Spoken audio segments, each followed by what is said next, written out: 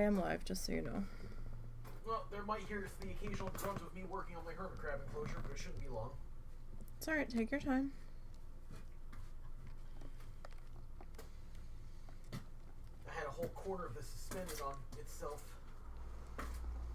Just like a little bit of... Well, like I said, take your time, make sure that you've got it mixed thoroughly. Yeah, I think I've got a little bit left over, but I'm reaching a point where it's really hard to... Don't puss out. Mix it well. I'm ensuring that their needs are met.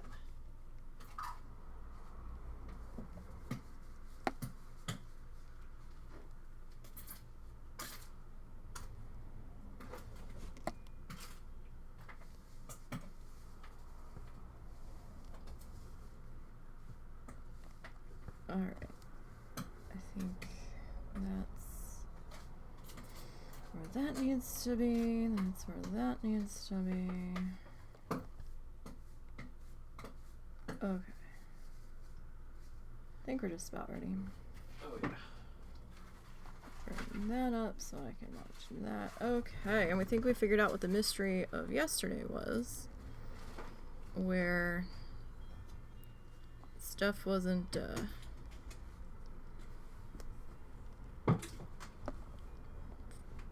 or the alerts weren't working, so...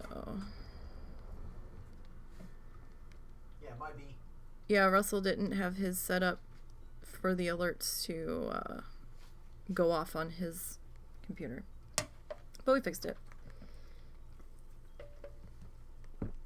Alright. Sorry for the container. Container's going to be here for just a minute. I am hermit crab sitting. Russell tried to redo the crab enclosure last night, and while he was starting to pull the bedding out of the enclosure, their tank, he realized, oh fuck, there's a bacteria bloom in here. So he had to get rid of all of the crab bedding that we had. And then we realized, oh fuck, it's 8:50 at night. Every single pet store in Fayetteville is closed. Or will be closed by the time we get there.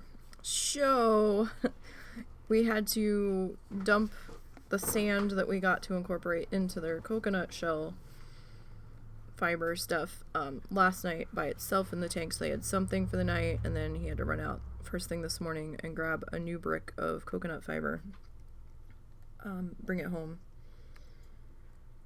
And so he's mixing that with the sand inside the tank right now. So I have crabs. We had to kind of put the lid on their container temporarily. They've not been in there that long. It's been like maybe 3 minutes that the lid's been on. They're okay. We had it just barely sitting on, and they were both popping the lid up trying to make a mad escape because we didn't have a container deep enough for them to not do that with. But right now they're like climbing on each other.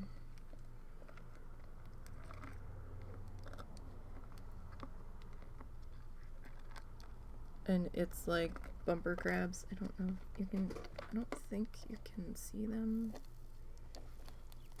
Well, I'll show them off before I put them Like there's one of them. Because otherwise, what's the fun if you can't show them off?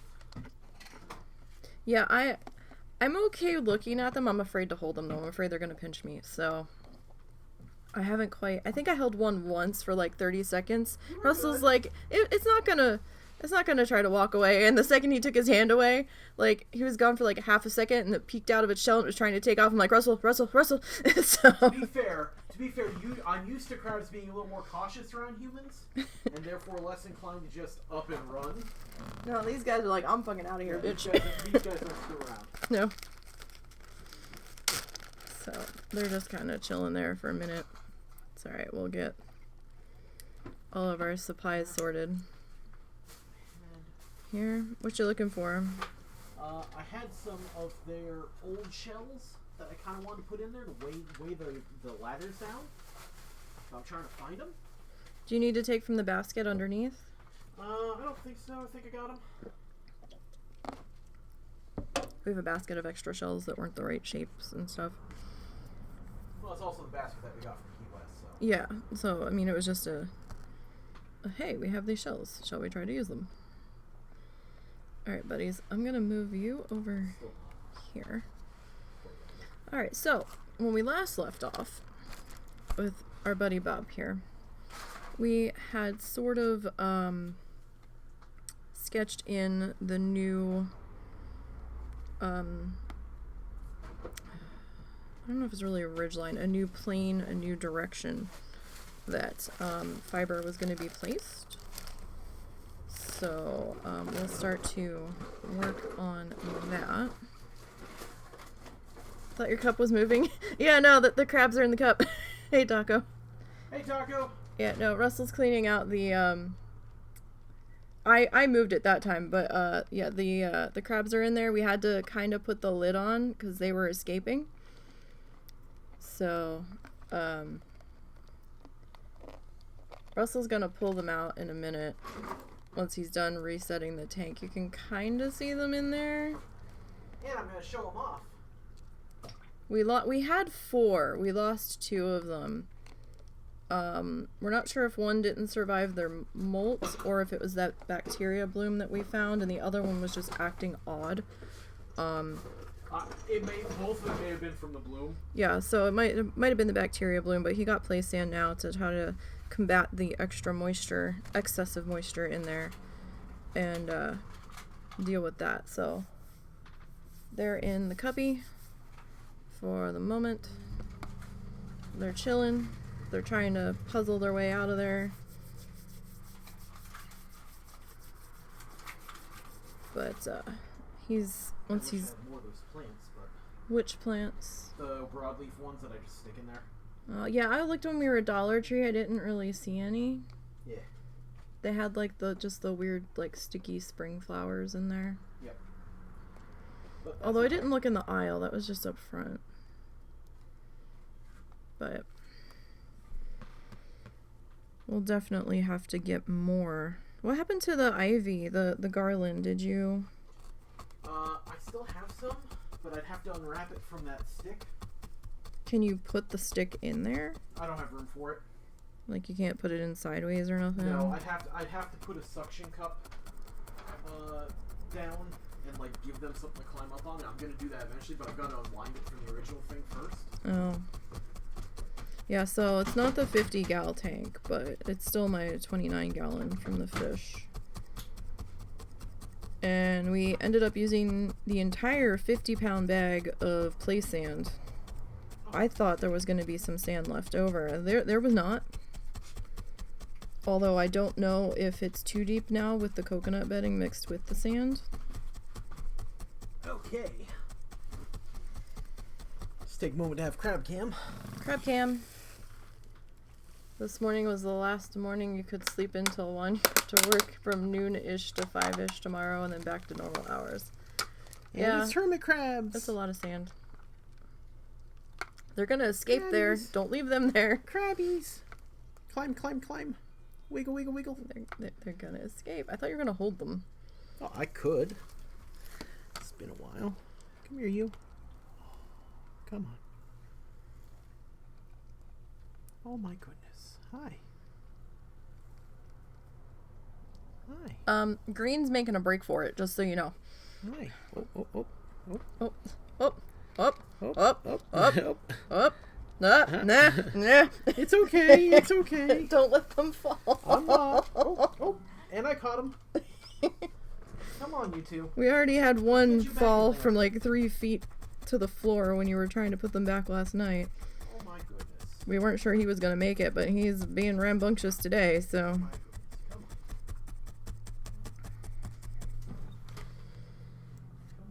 on. Oh, what are their... We don't know. We haven't named them. We don't normally name them because they change shells and we don't have any indicators on the shells of who's who. We were calling them big green, big brown, little green, little brown, because we had 2 of 2 different sizes and you could tell the shells were smaller. But then they started swapping shells, so now we don't know who's who. I'm pretty sure this is the original little green and little brown. Could be. But, yeah, we haven't really named them, and I'm like, well, can we put something on the shell to signify who's who? And he's like, that can, like, fuck with them, so he's well, like... no, yeah, but again, they swap shells, so... So it would be a completely empty premise to begin with. Though, Little Brown, they've got a pretty wide, big claw, and I don't think Little Green's big claw is as wide. Size difference. So I don't know if we use that. Little bigger than Little Green. So, although I swear it looks like one of them's gonna molt again because they're starting to go white on the tips again. Maybe it's the stress from being moved. New enclosure, scary. Here's that suction cup. So let's go ahead. We had to get a new hydrometer too because the one we had, like, never seemed to change. Turns out it was accurate. Yeah, Russell didn't believe it. He's like, this has gotta be broken. Well, it doesn't feel that humid in here, but it must be because both of them were matching. But yeah, so the analog and the digital are both reading the same, so he's like, oh, okay.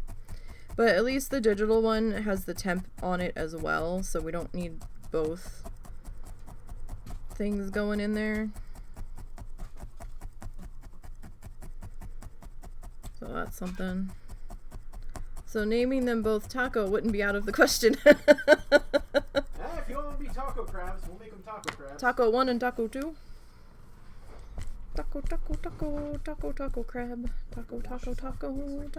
Taco. Eventually we'll have crab cam. Eventually.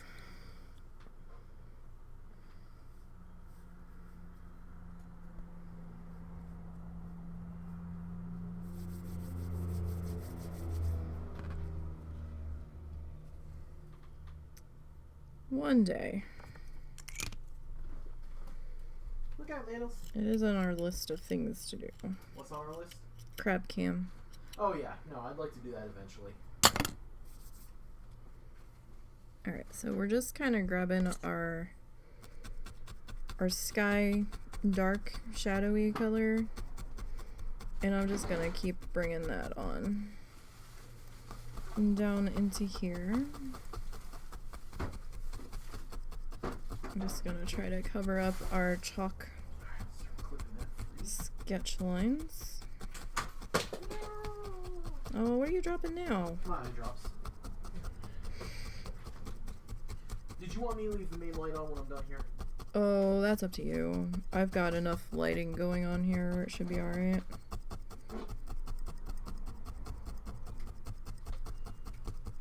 I guess we technically don't need it when you're done with it.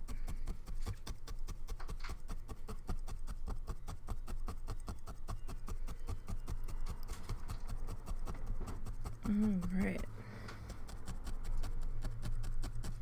But yeah, we just, like, the only thing is we have to make sure we find a camera that can handle moisture. Oh, I was just gonna attach it to the outside, looking through. Oh, well then we could technically use that other camera if I could find it. I would just have to hook it up and everything. Yeah. We just have to find it. It's either in one of our buckets, many buckets of wires. Yeah, because I may have put it away in a bucket of wires. Or it's buried in my desk and I don't realize it. Either is entirely possible. Because I vaguely remember Russell saying something about he was going to use it for his stuff. And then that fell through. But I don't remember if it ended up back in my possession. But if you're going to have it on the outside of the tank, then we don't have to get another security camera that can handle the moisture. Although, you know, that security camera likes to reset a lot, so...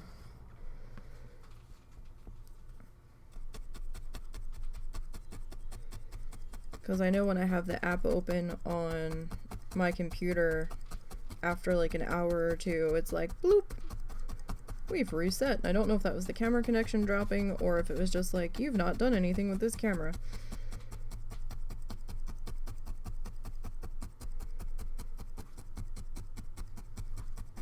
At least the free version of the app, put it that way.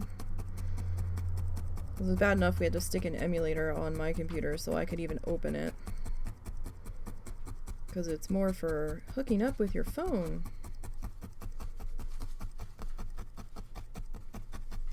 The phone is just part of the security app, is all. Alright. It's just easier to put this in over top of the chalk line than removing the chalk line for me at this point. I mean, the chalk will eventually dust off and fade anyway, because it's chalk. Actually, when we were in Dollar Tree the other night, I was looking to see if they had another chalk marker, because I've been using that thing a lot more than I expected to. But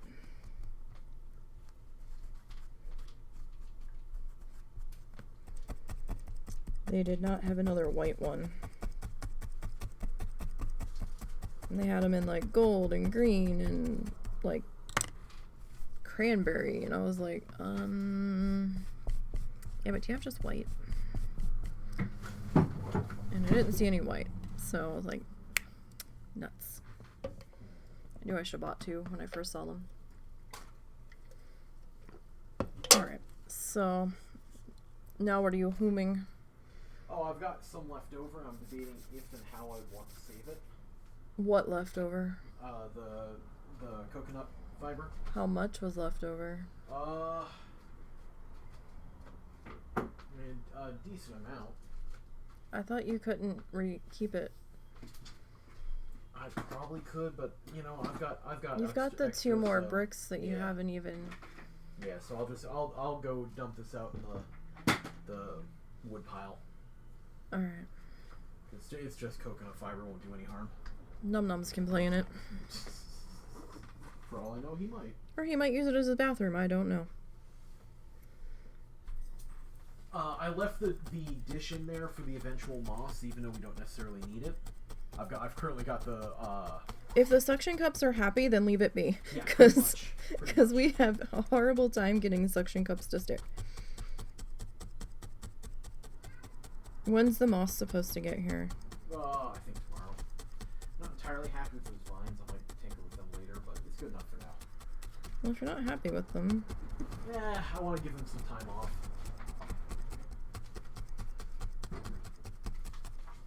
So we're just kind of working on getting this worked into here before we start adding our new colors. I did get 2 more balls of yarn fluffed enough to fill their bags and add them to the yarn wall. I'm working on dark aubergine at the moment. This is one of the new colors I picked up.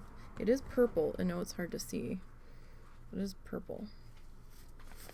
Very dark purple. Not really, like a darker version of royal purple.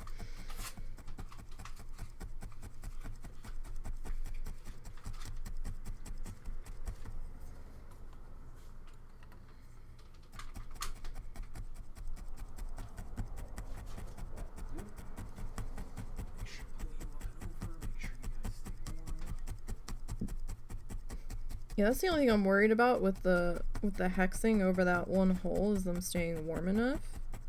I think it'll be okay. Because it gets fucking cold in here. Okay. We're actually in like beautiful condition right now, so we'll see if it sticks. Yeah, we'll see, because yesterday it started out dry, hit the sweet zone, and then blew right past it. Doing 100 on the freeway, so.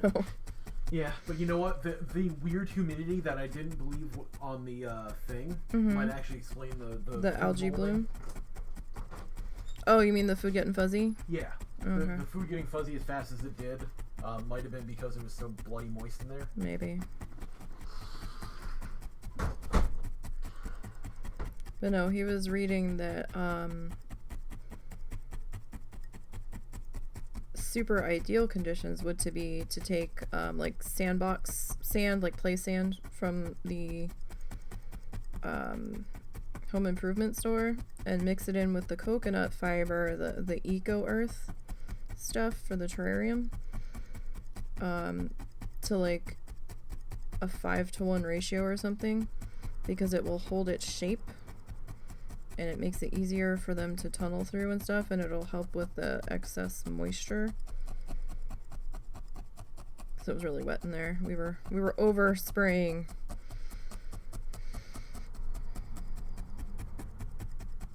So we'll see how this goes. And hopefully this will be an improvement. So that was a 29-gallon fish tank. And he dumped a full 50-pound bag of sand in there. So we would probably need 2 50-pound bags of play sand for this 50-gallon tank.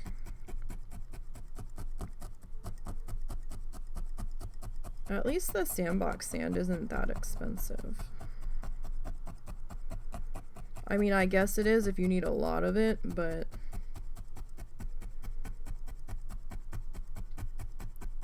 and I was kind of standing there with this look on my face. He goes, "What?" And I was like, so is 50 gallons or just under 50 gallons of water, that's heavier than the 100 pounds of sand, right? He goes, "Yeah, I think so." I was like, okay, I was just worried about the weight on that glass being able to hold it.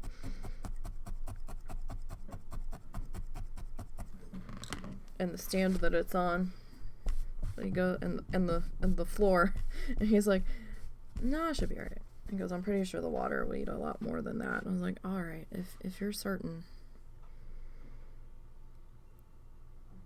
If you're certain, we'll roll with it, but just want to make sure that your mom doesn't get pissed off at us about something. Alright, so. Ooh, it is chilly. And windy. Well, I saw the wind. What the fuck's the temperature?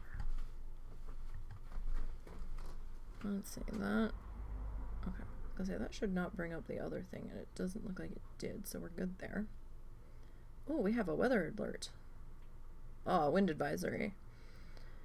Southwest winds. Man, that's really cold for that to be southwest winds. South winds, I'm sorry.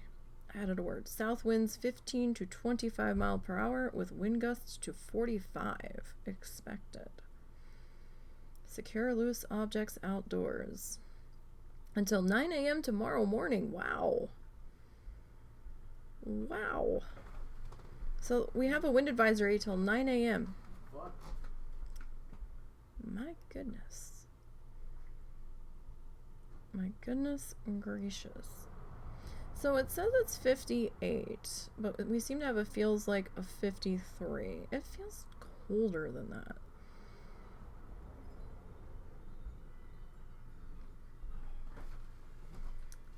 So tomorrow's supposed to be a high of 68 with a low of 40. Okay.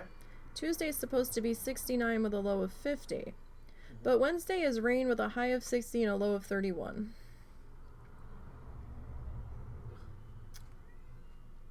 Yup. I hate this time of year so much, Aaron. Make up your damn mind. You're gonna be warm or you're gonna be cold? You're gonna be warm, you're gonna be cold. Do we need to drip the faucet? Do we not need to drip the faucet? Like, figure it out. Ow, punk. I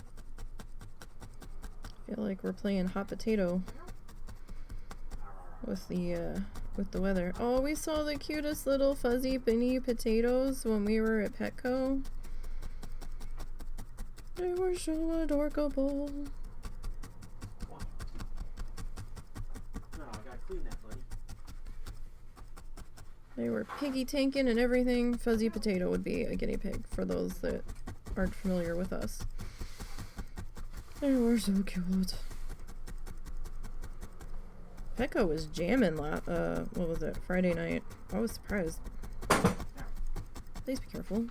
Endeavoring to do so.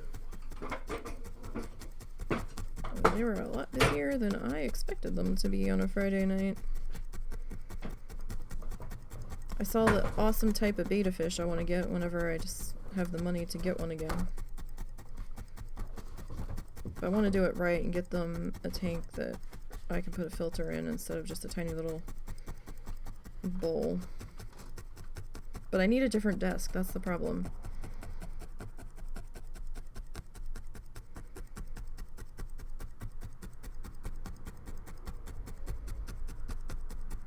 I mean, unless I completely rearrange this desk.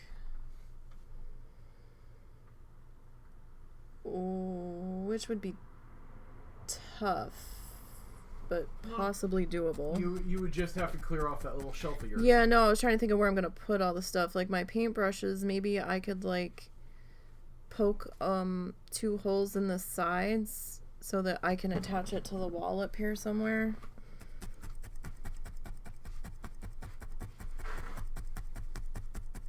But then I have to make sure I have enough plugs for the filter and the heater. I did not know that they had changed the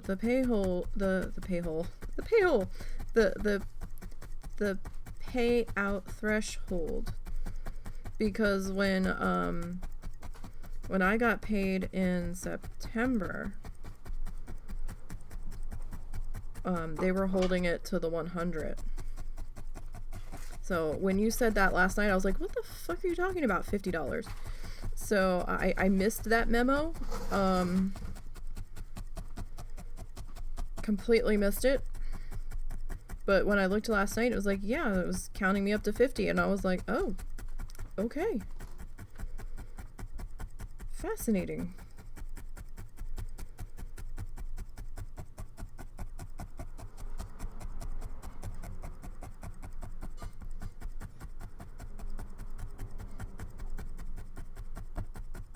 It certainly doesn't feel as defeating as trying to get to 100 for the smaller channels, I will say.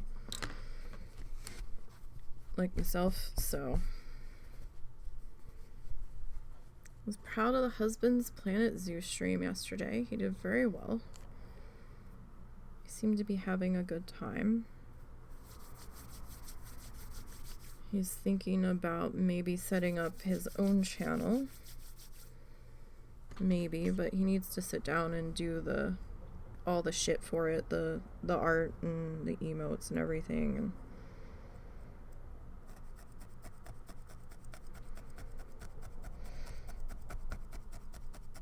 all that jazz.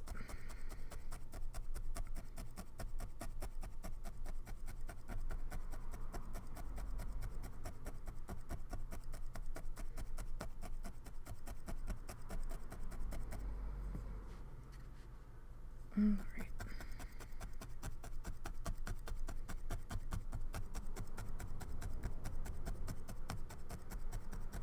I feel bad I didn't get any farming done in a while yesterday, but I was struggling yesterday with that. So, I gave up way earlier than I normally would have for the day. But we think now that we were doing some research, it might not be pink eye. It might be my stressy little self. Because my eyelid's been twitching really bad, off and on, for like the past week. My upper eyelid. And that could be related to, and the eyelid twitching could be what's irritating my eye and making it tear and shit like it was. So, and that could, it's like a snowball chain reaction, which could be related to having too much caffeine, being extremely tired, and being extremely stressed out, among other things. So I'm like, this sounds familiar. So I went through a phase where it was doing this before, but it only lasted a couple days and then stopped. This is the longest that my eyelid's been twitching, but I don't know. We'll see. So I think I bailed out of your stream last night, Taco, around 12:30, and like I pretty much shut down immediately after I made sure all of the things were done that I had to do for the night. And then excuse me, got ready for bed. I think I was asleep or starting to fall asleep by 1:30, so it wasn't that long. And then I woke up and I had potty. And I was really mad about having to get up to go potty because I was like, I don't even know what time it is. It didn't feel that late because it was still pretty dark in our room. And I couldn't hear anybody up and moving around, so I was really uncertain about what time it was. And so we don't have an actual clock in our room. I have my Kindle that I can check the time on, and he has his phone.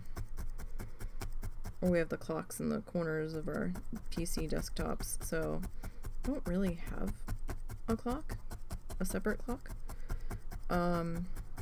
So I had no idea what time it was. And when I got up to go pee, I wandered into the kitchen to check the time on the stove, and I was like, oh, it's 6:30 in the morning. I was like, well, I got a little bit of sleep. And I was actually able to fall back asleep after I went to the bathroom. I was worried. I was like, oh no, don't tell me I'm up. I had switched out ice packs for my face and fell back asleep. Oh, you know what? You know what's the worst feeling in the world? Well, not the worst, but you know. It's not a great feeling. So we've got the two dogs, right? The two little guys. We've always kind of considered Momo mine and Zuzu Russell's, but when Russell was sleeping in the other room, Zuzu kind of ended up being my buddy. And well, since Russell's been sleeping in here with us, Zuzu starts out the night with my mom and then comes in and sleeps with us now.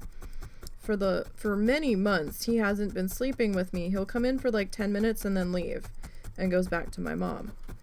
But now that Russell's back in here, ever since Russell started sleeping back in here when his mom came back, he's been sleeping with us, like, at least for half the night. And I'm like, really? So I thought, oh, well, maybe it's just because he wants to lay in between both of us, you know, and he wants to be warm and snuggly. And I'm like, okay, cool. Well, the one night, Russell got up. He was having a really hard time sleeping. He was having an anxiety problem. And so Russell's like, shit. He goes, I think I'm up. So, or I have to sit up for a while. And I'm like, oh, all right. And I was going to try to sit up with him, but I just couldn't. And so I'm like, okay. Well, he went to go to the bathroom. And I kid you not. Or he went to get in the shower or something and try to calm down or some shit. I kid you not. Russell was not out of the room 30 seconds. Minute at the most. Zuzu whipped up, looked around, noticed Russell wasn't here, and left. And never came back. I was like, excuse me? Never saw him again for the rest of the night. I was like, you son of a bitch. Well, considering I'm the one that feeds you most of the time, I make sure that your water bowl's got water and everything, and really now, really, okay, all right then. Sure. I was like, you dick. I got dissed by the dog. I was like, wow. Like, well, I know where I stand. Like, nobody wants me. Like, Momo's afraid to be on the bed, so he hasn't been sleeping. Well, he couldn't jump on the bed for almost a year because of his back injury.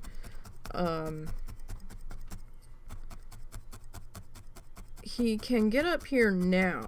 Like, we even brought an ottoman from the other room just to try to teach them to jump on that and then jump on the bed, because the bed's pretty high off the floor, and that's just how tall the base is. We don't even have it on a bed frame, because we were afraid that the feet on the bed frame were going to put divots in the floor or poke through it. So we just have the full base just sitting flat on the floor. And because Zuzu was struggling to get up there, so I brought in the footstool to try to teach them to jump up on it, and half the time he ignores it, and I'm like, all right. But now Momo started getting on the bed, But if I look at Momo on the bed, he jumps off. So we're trying to teach him that it's okay to be on the bed. We just have to be careful so we don't fall off. Because that's how he got hurt last time, was that he tried to jump on the bed and he missed and he fell.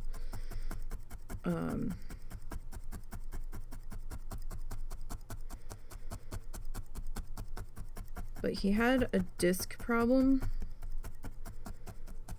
for a while, and all of the vets in the area were like, well, he really should have an MRI. And we're like, okay. And they're like, but we can't do them.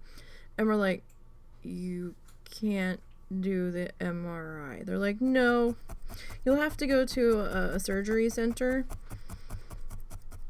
There was supposedly one somewhere in northwestern Arkansas that one vet was trying to refer us to, and I'm like, but we don't, okay, like, we don't know these people and we don't know how much this is going to be, but this screams like $500 plus just for the or just for the MRI. And I'm like, okay.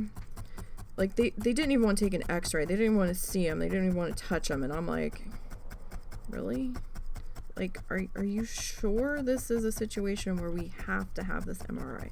Are we sure he just didn't slip this disc or compress this disc really bad this time? And they didn't even want to do an x-ray. We took him to our second choice vet. They agreed to at least see him. And they're like, yeah, he probably should have the MRI done, but we don't do it. But we can refer you to a veterinary teaching hospital in Oklahoma City. And Russell just kind of looked at them and like did like an owl blink, and he's like, I'm sorry, Oklahoma City? I'm like, yeah. I don't know if that would have been reduced cost because it was a veterinary teaching hospital. It might have been. Tulsa, Oklahoma is 2.5 hours from us. I'm pretty sure Oklahoma City would have been like 4.5 hour drive. With an upset, hurt dog in the back seat. And I'm like, and then we would have had to bring Zuzu, because Zuzu would have lost his mind. Because he doesn't like it when Momo's out of his sight. When Momo leaves. Momo's not allowed to leave the house without him. Like, the day that Russell took Momo to the vet, I had to stay home with Zuzu.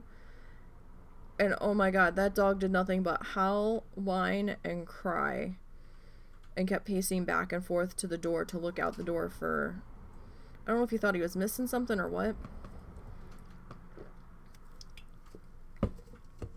But it was awful. And I'm like, oh no, I can't do 10 hours plus, because we don't know how long it would take them to do the thing.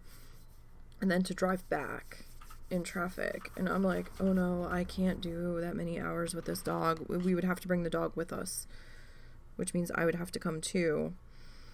And I was just like, oh no. And so they thought, when they did do an x-ray, and they were like, well, they're like, it could have just, without the MRI, we can't tell if anything tore.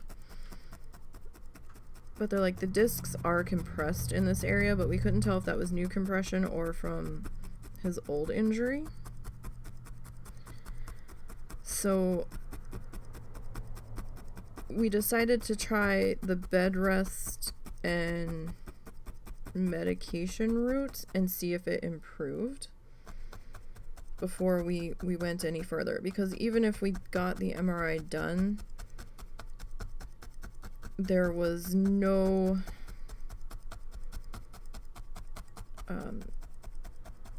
it didn't mean that they were going to be able to fix anything. And then they were talking, well, he could need surgery, and we're like, oh god. So we were just like, well, let's see how things go with the medication and bed rest and see if it improves. So he was kind of drugged out of his mind for like a couple of months between muscle relaxers and anti-inflammatories and pain medication. And then the vet had us slowly start to wean him off of it. And he's moving around okay now. Like, he's willingly getting up, which he wasn't doing before. He's getting up to investigate for snacks in the morning, to have breakfast with my parents, which he hadn't been doing. And he's been wanting to play. His back legs are still a little shaky at times, and he still walks a little funny back there. But it's a marked improvement over what it was, and he doesn't seem to be yelping in pain like he had been. Every so often he'll do a yelp when he's like scratching or something. So we don't know if his foot got caught or something, like twinged or something, but it's very few and far between. So we're like, well, we'll take what we can get. I mean, he's going on 11, so we had to consider the stress of surgery and recovery, and if that was going to be too much and stuff, and quality of life issues and all of that. So it was a rough year last year with that. But we're like, well, let's see about this way, since the vet's willing to do it. And we still have some of his pain pills for when he has a really bad day. And trust me, we know when he's having a really bad pain day because he tells us. And we've picked up the signs and the signals. So, like, when he can't seem to settle in his bed, or he keeps coming up to us and whining and stuff, and just can't seem to be comfy, because he's a doggo that wants cuddles when he doesn't feel well. We've noticed, so he seems to be doing okay. He's been bouncing around with his brother and stuff, and I keep having to remind the mother-in-law, easy with him, because we don't want him to think, we don't want him moving wrong again. So we're still trying to treat him with gentle hands, as it were, just to make sure he doesn't get too carried away. He scares us so bad because he'll just do something like he used to do, and we're like, please be careful. Like, please. There's either barely moving with him, or like, let's go. And he'll just start trying to drag me along with his leash. I'm like, slow down, slow down, slow down. You're pushing awfully hard. You're like sled dog mushing here. It's like, easy. We don't have to be in that much of a hurry. But when he goes outside to pee and he's done, he's like, I went back in. Oh my goodie, let's go. He's very food motivated. But he's a smart guy.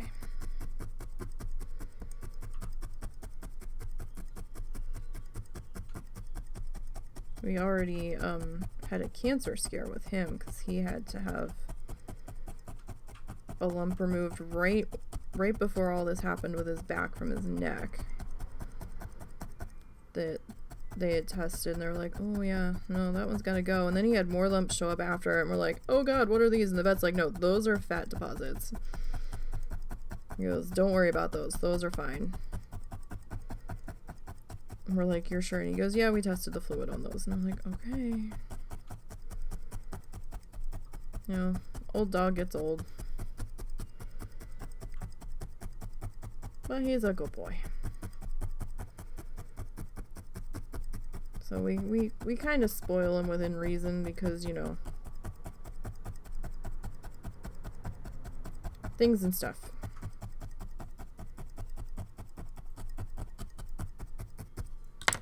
Alright, so we're just working on getting this color lead in for this section that we're going to be putting in here. So how's everybody's weekend been going? I know the party taco's over. Back to the daily grind this week.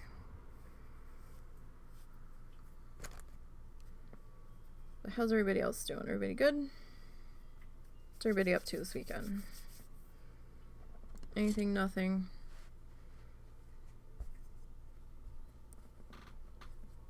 Like, I have, like, WoW Challenges kicked off a contest this weekend, so I was busy trying to get all the posts sorted for that and stuff. So it's pacifist leveling contest. But I know I'm not fast enough at pacifist to keep up with the others. And I don't really have the time to devote to that contest right now. What spare time I have really needs to be spent on farming, because we still need one more token, and then I need to concentrate on getting some tokens for WoW time, because my WoW time is only good till March, so the beginning of March, so I'm kind of running out of time.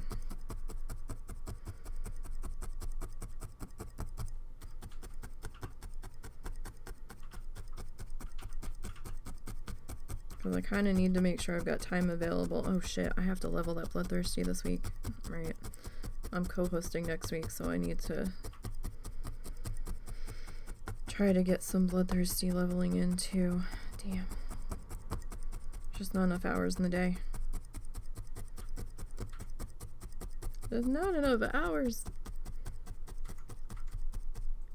You will miss time off, but you won't miss the 3 paychecks in a row. Yeah. Stern Zyre 23. Yeah, those two like took off. I'm just like, holy shit. Because it can be a little slow going, but they know where the treasure chests are to find, and how to do the exploring fast and everything from running so many irons and stuff, and all that. And I'm much slower at leveling pacifist. I mean, I have 2 pacifists, but I was really hoping it was going to be a Bloodthirsty contest, since 5 had helped create that.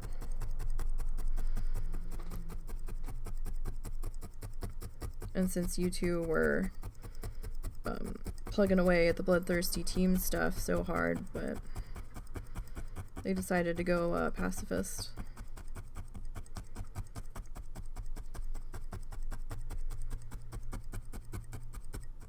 So I was surprised, but I don't have the luxury of time for that right now, because I have other shit I gotta work on, or I have other stuff in my priority list right now that is just a higher priority.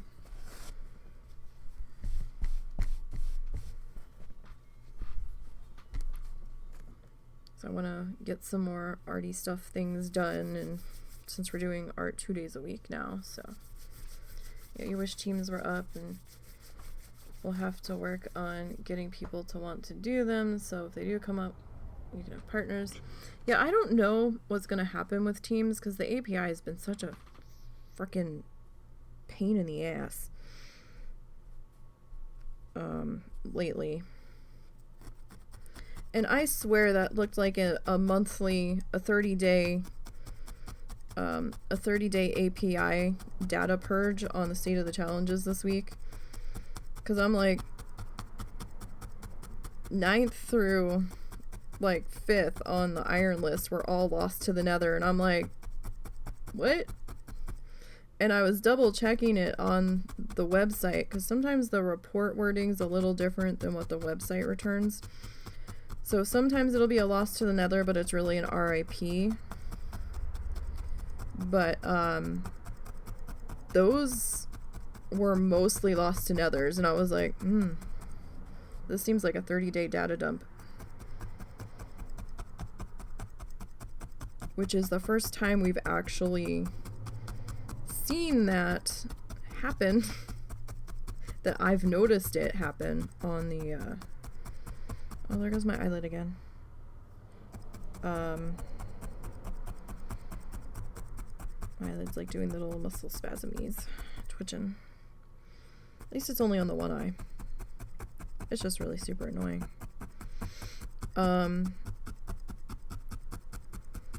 It's just, you know, it was blatantly obvious this time because there were so many lost to the nethers across all of the challenges. I was like, this is weird, right?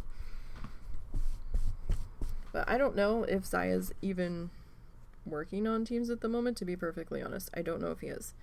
I don't know what they've decided with that. We've got some other things that we need to fix with the website or to investigate with the website because stuff's being weird. Not like report-wise, just other stuff like images and things. We're having a tough time getting image sizing right, even using the image sizes that we were told to use. Stuff is kind of behaving oddly, and it was never right since the rebuild, so we were like, And we kept saying this isn't right, and we were kept being told, no, that's the size you need. And we're like, but the thing's not doing the thing, and the thing should be doing the thing. So we've been frustrated with that, but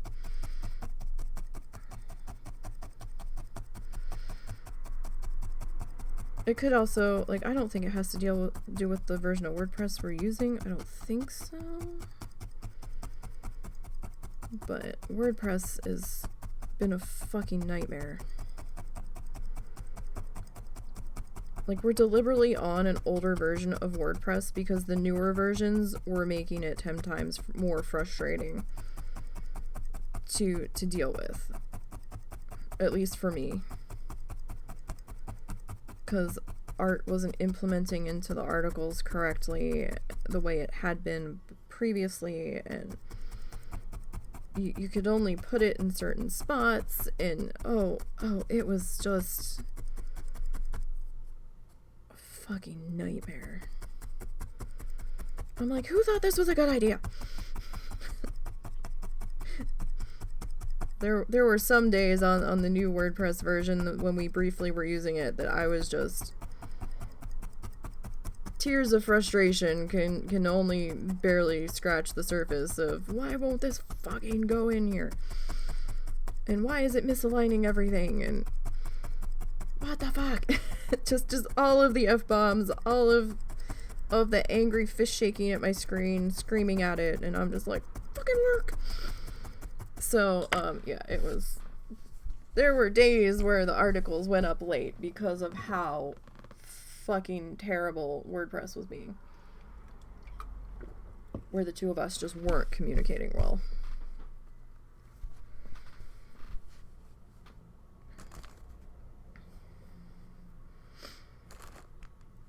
Either my dyslexic brain just wasn't comprehending what needed to be done or what, but the older version, we could get it to do what we wanted to do, for the most part, within reason. So I was like, you know what? Fuck this. Lita hated the new version too, so we were like, no. If we can get by on an older version, let's do that for as long as we can, because this newer version was horrible. At least for us. Like, we wanted to do specific things. It just made life a pain in the ass.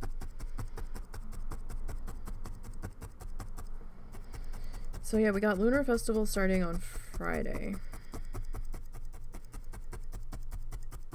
So that'll probably help with the contest. We might have some more contest participants jump in then. And I wouldn't say it's, like, just because those two are 23 now, I wouldn't be too worried because proc skills can happen a hell of a lot more readily than they used to. I'm amazed they're 23 already, but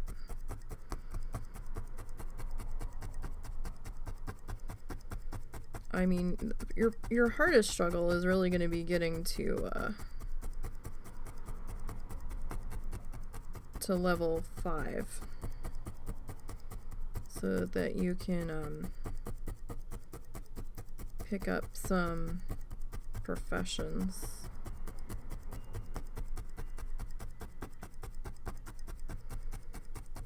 I was a little surprised to only see 4 contestants registered, but maybe some people just hadn't gotten to level 10 yet.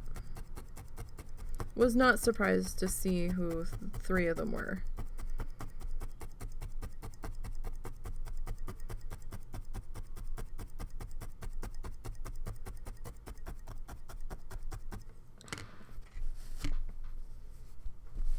Yeah, you're not even entering.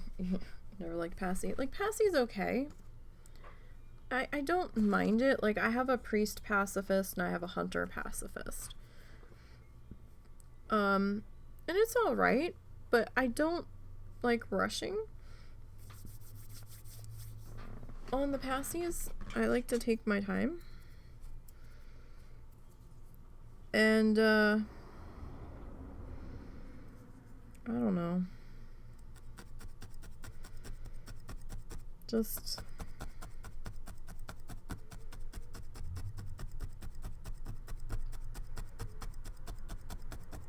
not really feeling the passy contest this time. Like I said, I really don't have time. So I know sometimes I say, yeah, I'm probably not going to enter, and then I do enter, and then I'm like in the outer fringes. I'm legit am not entering this time.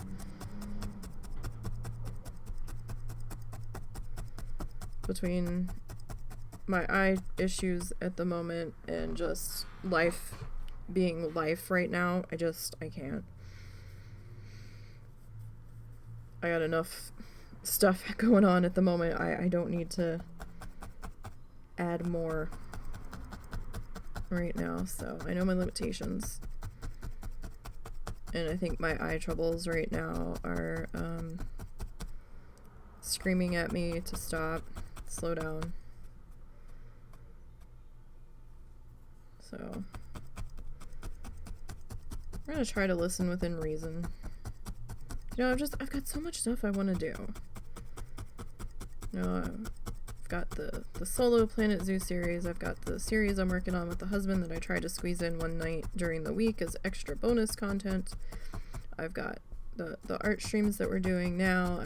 There's another art project, a couple art projects I want to do on the side, but I haven't had the time. I got to get my yarn fluffed and get those new colors hung up and out of the way, so I've been working on that as I can.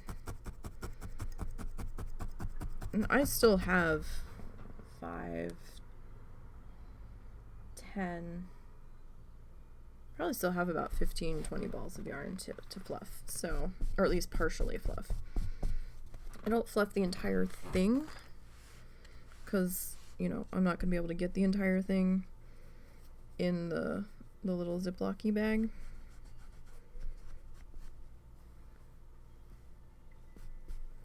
That kind of looks like this going, but you guys should totally, if you're interested, check it out. I mean, that month or 2 months of game time, like, I put a month of game time as first place in Discord. I don't know why I was thinking a month, because I put 60 days on the Facebook post. I guess my eye was fucking being a bitch last night, so I don't know. I guess I just defaulted to a month when I did that post. But then Rudd corrected me, and he goes, it's 2 months of game time, dependent on where the person lives. And I'm like, okay. They didn't put that stipulation in the rules. They just said a straight up 2 months. So now I'm like,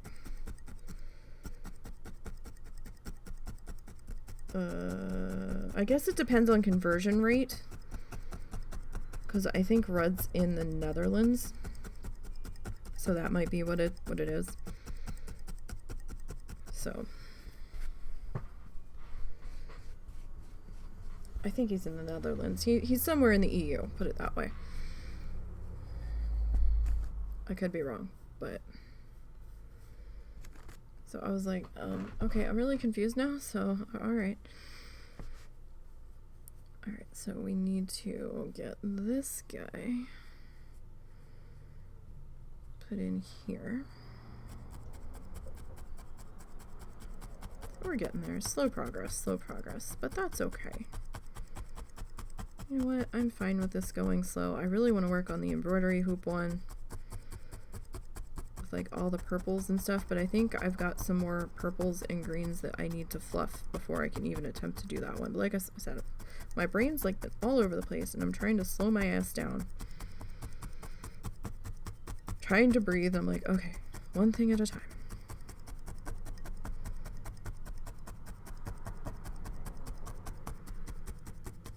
Because I mean, it's not that the yarn takes that long to prep, but it can take a little while to do them back to back. So, and sometimes I get the comb, sometimes I rip up the pad on my thumb if I'm not paying attention to how I'm doing it. So I usually do like 1 or 2 colors, which might take me, I don't know, maybe an hour to get a Ziploc bag of each color, so maybe a half hour-ish to 45 minutes per color, depending on how distracted I am while I'm trying to do it. I didn't get any video editing done this week because of my eye, which I was really pissed off about. Was it Thursday or Friday? I was starting to feel a little bit better, and I was like, I really should work on that video editing. Russell's like, I'd wait.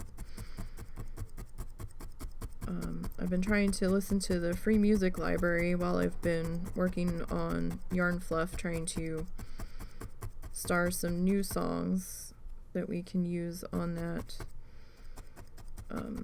speed felt once I get the video finished rendering.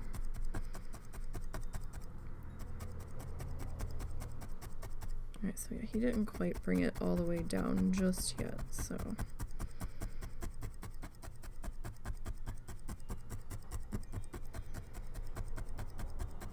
I'm trying to figure out, you know, because I was trying to do like the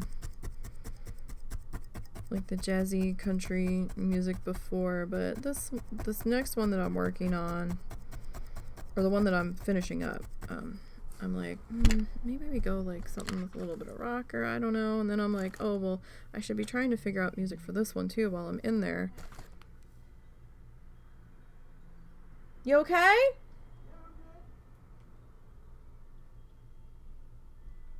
Sorry, make an egg sandwich. I thought you yelled, so...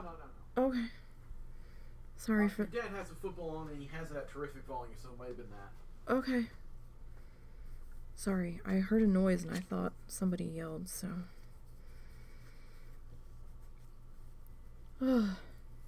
Though, I will say, we found out what one of my dad's problems is. By happenstance. So, my dad has COPD.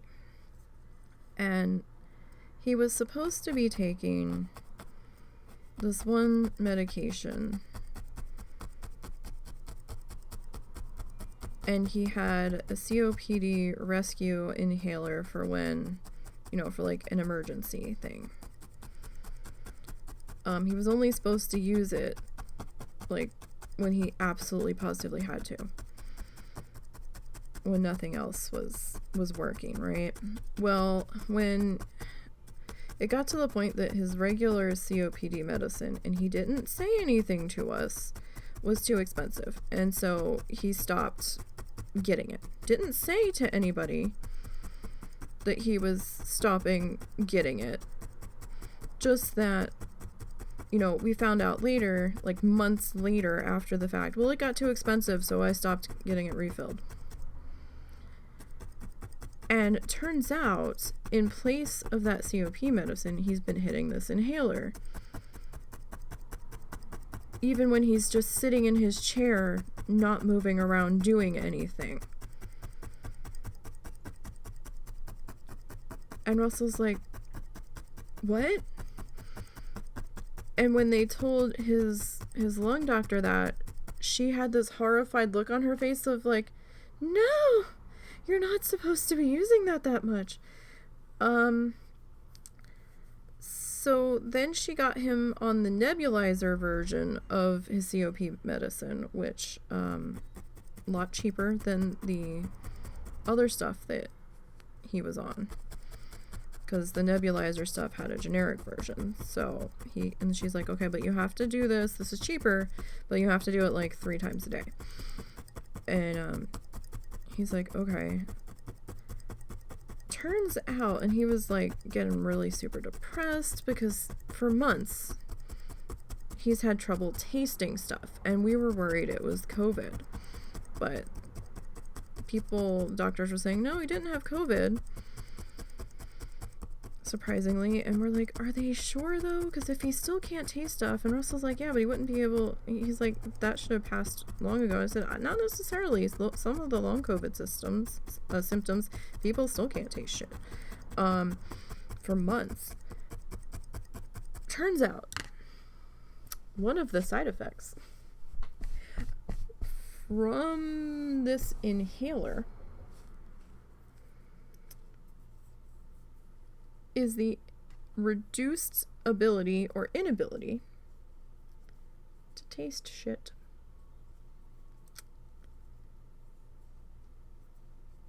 And we're like, Russell and I just kind of looked at each other, and I looked at him and I'm like, what? We've been dealing with this for months. Because he did it to himself and didn't realize it. Russell's like, yeah, I was looking at the side effects on his medication list, and that one said it can affect your ability to taste stuff. And we're like, oh my god, like, are you serious? So we're not gonna take the inhaler away because, you know, he may actually have a moment where he needs it, but we're trying to get it into his head that he's not supposed to be using this, and trying to break him of the habit of just grabbing it and using it. And we're like, no. You'll never taste things again if you keep doing this. But apparently he can taste some things faintly. So Russell was doing some research, and he's like, we might be able to get some of his taste back, if not all of it, to a degree, because he can taste certain things. So because he can taste like citrusy things, it might not be a permanent thing. So here's to hoping on that. And I'm just like, oh my god. It's like, really?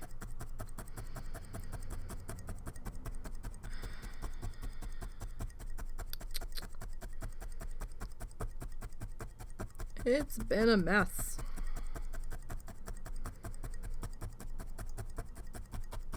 I was like, you need to tell us these things.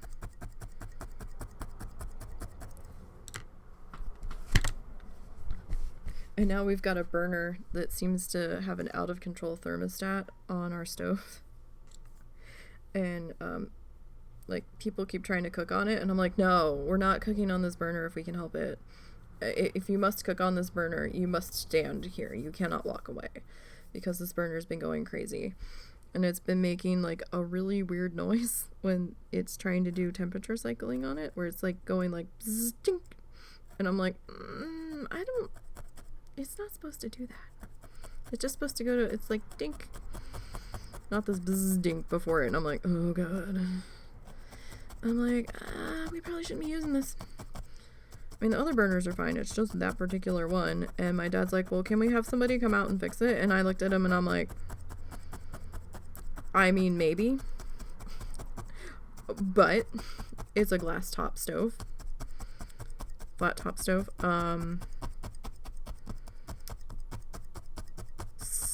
So, and it's like,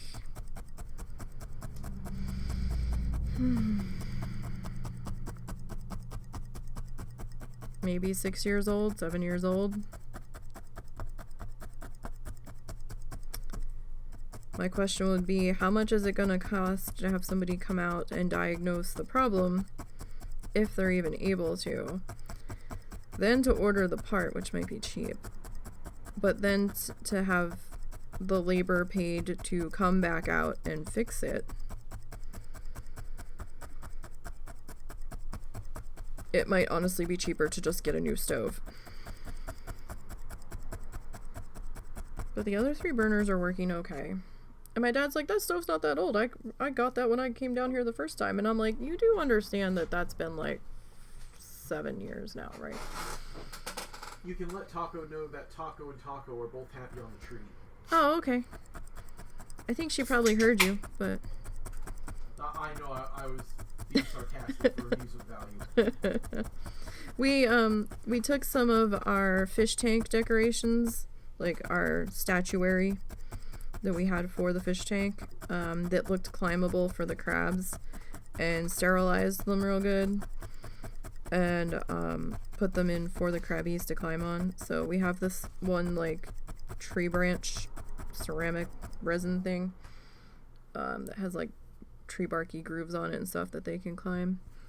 So they appear to be chilling out in that, and at the very top there's like this little indentation that kind of looks like a crow's nest, like on a pirate ship or whatever, so we've deemed it the crab nest.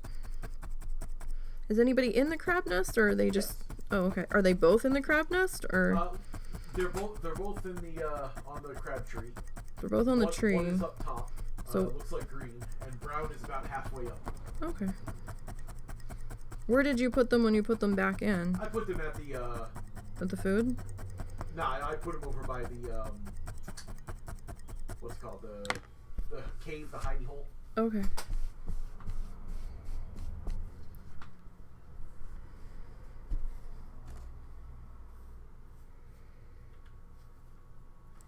What time is it? Okay. I wasn't sure exactly what time I had gotten up, so I have to double check what time it currently was, because I wasn't sure what time we got started, but apparently I got up early for me, so.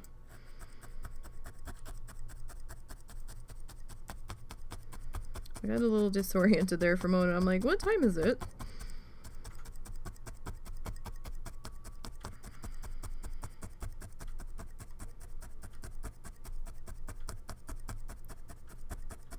Just so I know. Because we kinda... They're not gonna make you come pick her up from lunch, are they? I guess I'll find out, won't I?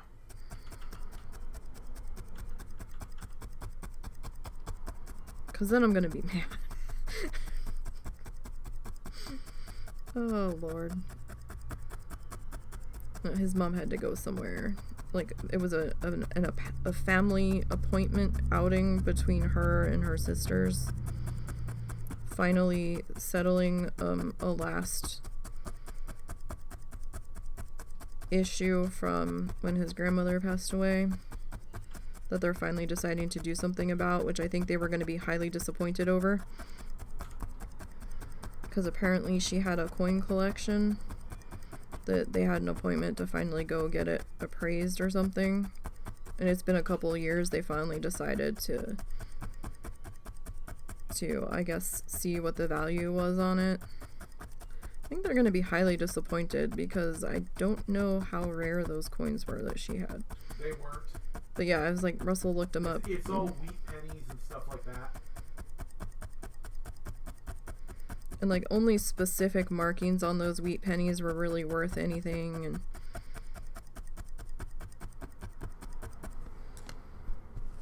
so I think they're going to be highly disappointed, thinking it was worth more than it actually is.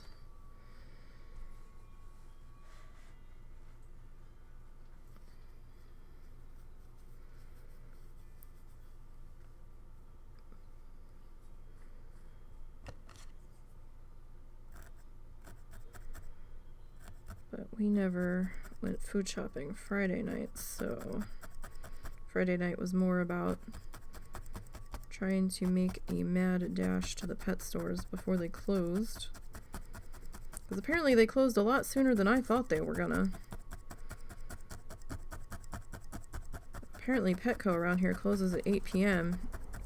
every night of the week, and I'm like, what? Or at least on non-Sundays. Wow. Seems early. We have a PetSmart too. They're open a little bit later, but we honestly kind of prefer Petco. I will say, in our experience for our area, now this might be different based on location and based on the employees, but our Petco, the live animals they do have, the fish, the birds, the other guys, at times seem to be in a bit better conditions than the ones at PetSmart.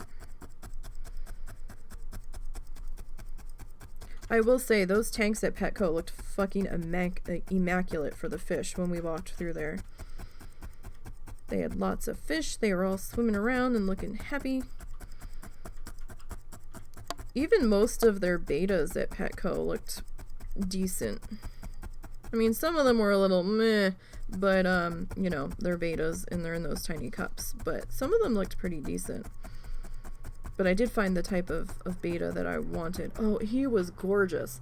It was a... Oh, what the fuck was it? Was it a butterfly or a buttercup? I think it was a butterfly beta. And his nose was almost black. It was a dark navy blue black that kind of looked like an ink blot that fanned out towards his tail. And the shade of blue slowly got a little bit lighter to like a dark navy, almost up to like a royal blue, and then the very tips of the fins were like an iridescent clear. Gorgeous. I was like, oh, Russell, can you imagine how that fish would look under black light? Oh my god. I was in love, and I'm like, but can't get it right now. I mean, the fish was like $15-$20 to begin with, and I've never paid that much money for a singular fish, and I was like, oh, but he's so gorgeous. Number one. Number two, I didn't have the money for the setup anyway. I mean, we still have an old beta hexagon tank that we had, but it didn't have a filter in it. It was one of those ones where you just kind of had a slot to stick the heater in and had a light on the top of it, but there wasn't enough room to really get a filter in there, and that's what I want to do for the next time I get a beta. We'll still have to do water changes, but we won't have to do them as often. I want to get a couple of plants in there and stuff, so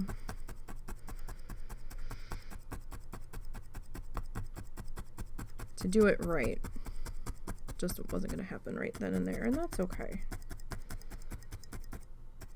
I feel like I've got a little bit of a gap there, which is why I keep fussing with it.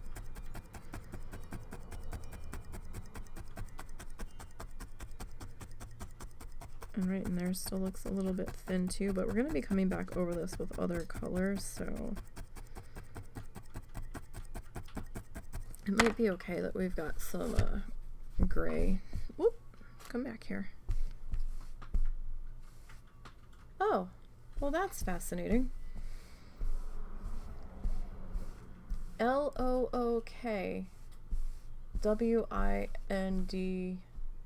Window. Husband. Huh? What am I looking at? Window. Which one?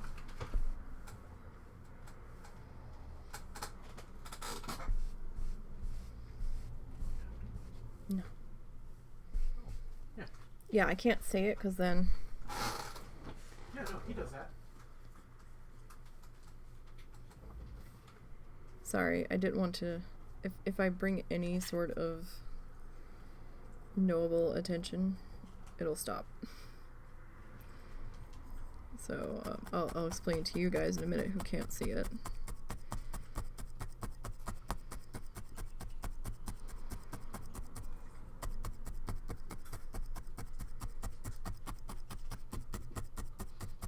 But someone finally decided to indulge in their provided FOOD.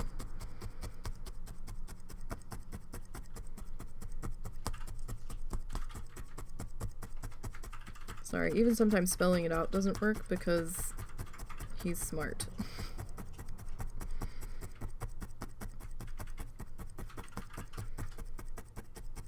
And if I draw too much attention, they'll walk away.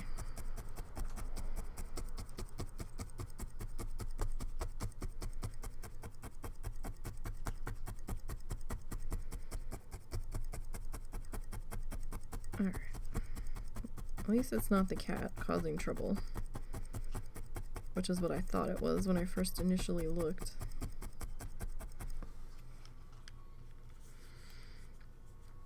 So I got these new headphones, but I have to get used to where they're putting pressure now.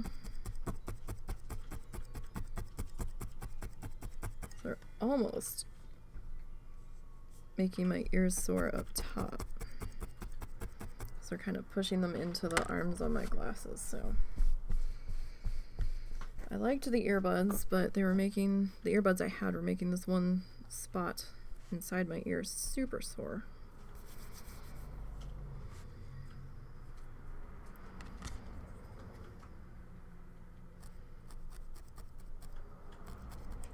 Alright, so I'm just trying to make sure here that we're covering up our pen line from our sketching last time, and our chalk lines.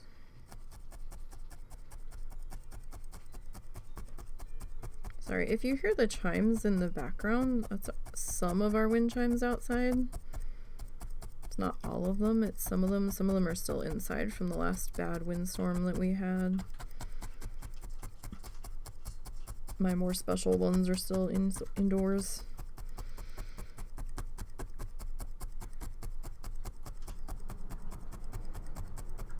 Ones that I can't exactly replace very easily.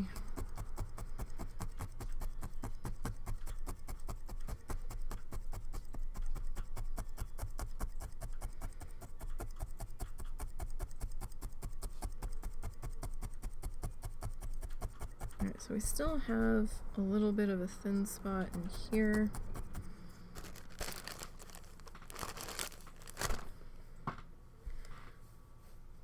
But, oh, that is pretty. Is that? Yeah, that is that. Okay. Oh, actually, we have a little bit of a thin spot up there, too. Or I got chalk on it. Sorry, the camera showed me a thin spot that I had not noticed.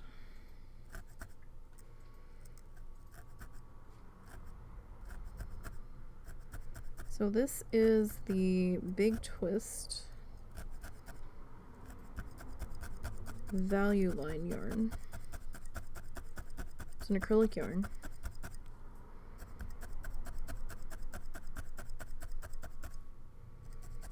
And you could probably use any yarn that you think you'll be able to fluff with the, there's some of the aubergine that's still in the brush.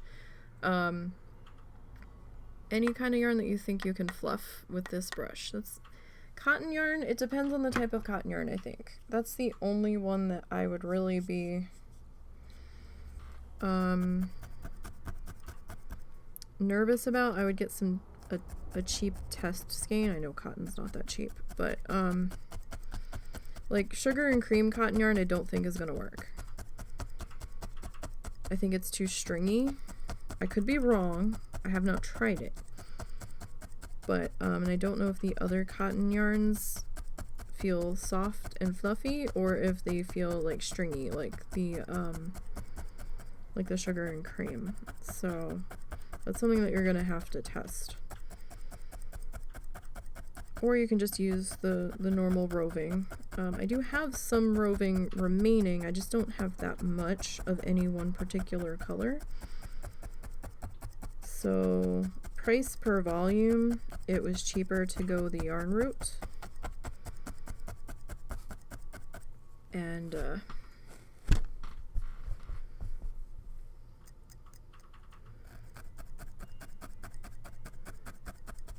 and just prep the yarn and refluffify it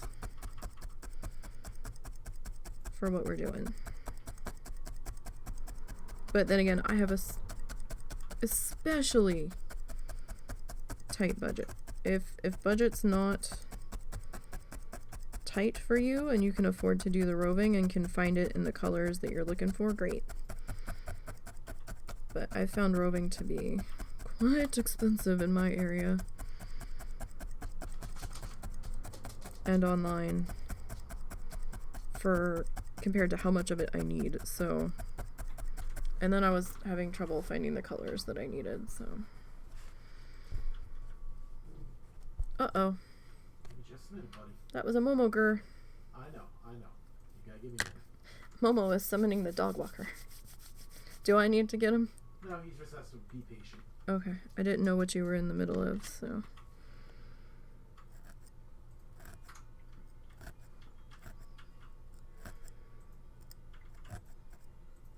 Like, I think I know what you're doing, but I didn't know.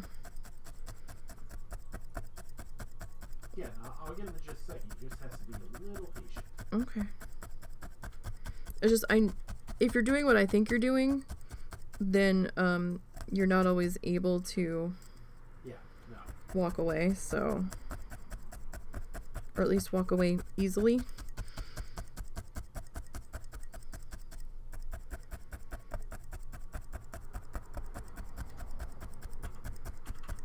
I think he's playing 7 Days to Die. Okay. But I wasn't sure if you were on a server or if you were I am on a server. On your own. So yeah, being on the server makes it a little bit harder to. Like I said, Momo, I've heard you. I will get you. Don't you worry. But Daddy, I ate. I have to potty now. I have to potty. And if Russell's awake, he refuses to use the potty pad that we have down. He's like, no, that's beneath me. You're awake. You're taking me out.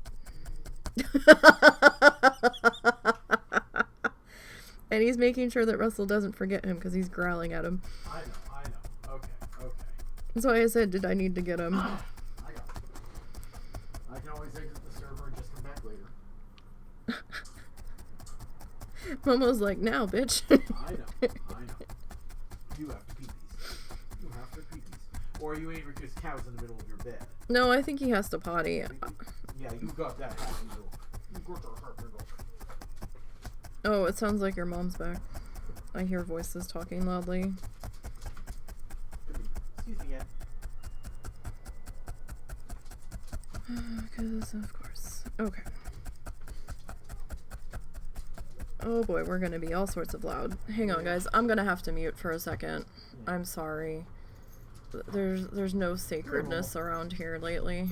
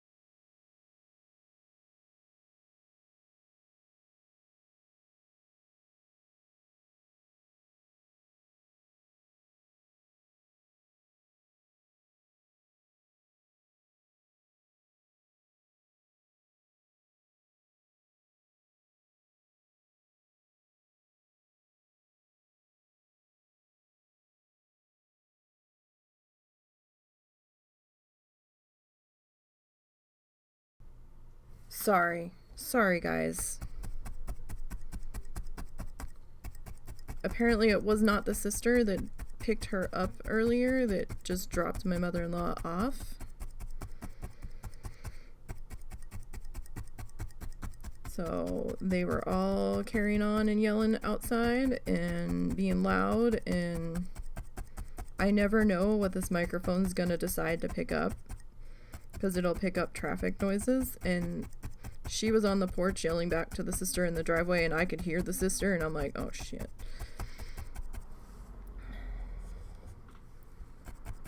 And I just found out that it was the different sister that dropped her off. She has like 3 sisters. And I'm like, she what? So I'm not happy about who just dropped her off. Because the one that dropped her off doesn't believe that the pandemic was real, and that, you know, one of those people. And, even though her husband got it, and she got it, and a couple other people in her immediate circle, family, kids, grandkids got it. It wasn't real. Sort of thing. Didn't want to do the masking at all. Didn't want to do the vaccines at all, even after everything. And I just kind of got very mad that I found out that she was in the car with her in close quarters with no mask on. And cases are rising again in our area. Even those that have been vaccinated and boosted have been getting it. So I'm like getting this new variant, and I'm like, what the fuck? So when Russell told me who dropped her off, and I'm like, she needs to quarantine herself in her room. All of the thoughts and feels right now, none of them are very happy, so. My dad's very high risk, which is why I'm pissed off. And my mom's not much better.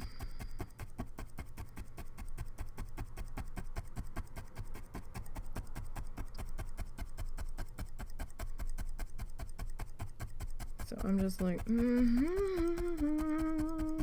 no, all of the no, we're not doing this. Says no. No. Nope, nope, nope, nope, nope, nope, nope.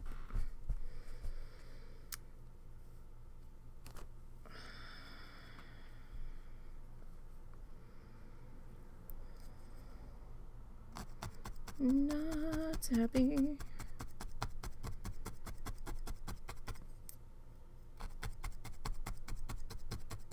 But let's take our aggression out and our frustration by stabbing the fluff into our felt pad. Just don't stab too hard and go through your mat and stab your needle. That's not fun.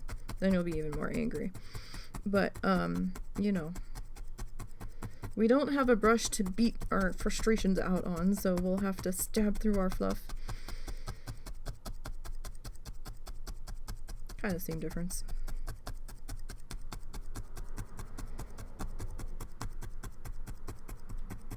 Kind of, sort of. Maybe. Oi. Oi, oi, oi. So not quite the same amount of craziness that happened last Sunday, but, you know.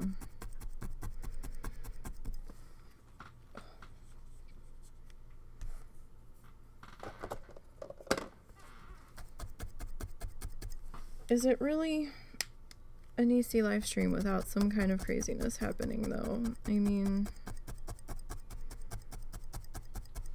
is it really? Probably not. I mean, at least we don't have a cat jumping up in the middle of this. So that's good. I try to keep them off my desk when possible. Just so they don't get it in their heads that they can jump up here whenever they want. I try to instill upon them that this is a no jump, no cat zone. Sometimes it works, at least when I'm sitting here. The most they'll do is jump on the back of my chair, and even then I have to chase them off of that. Now, when I go to bed, that's another story. But they seem to like climbing on Russell's desk more than mine, and that's probably because they've established a cat highway from the stand that the crab tank is sitting on to where his desk is. They're going to be sorely disappointed whenever we get the 50-gallon tank set up, because that stand was made for the 50-gallon. So there's not going to be hardly any, if at all, extra room around that other tank. The only reason there is room for them to have a cat highway walking in front of that tank right now is because it's a 29-gallon tank on top of a 50-gallon tank stand. So explain this to me, because I'm curious. Maybe somebody knows. So why does it go like 5-gallon tank, 10-gallon tank, and then it's 29-gallon tank? Why isn't it 30-gallon? It's 29. But then you can have a 50-gallon tank. Why? Why? What is wrong with a 30-gallon tank? I don't understand this. Why can't they just call it a 30-gallon tank or have it be a 30-gallon tank? Why are they marketing it as a 29-gallon tank? I kid you not, that's what the size on it was. And it's something that's always bugged the shit out of me. So I'm like, we can have even numbered tank sizes, but for some reason 30, at least at the time when I purchased this one, no, it was 29. Like 30 gallons was taboo or something. Like, I don't get it. It makes no goddamn sense.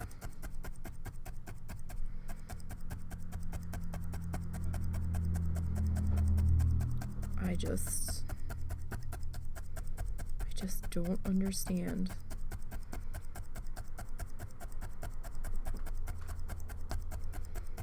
Like, was it because 29 gallons sounds less imposing than 30? Like, I don't get it.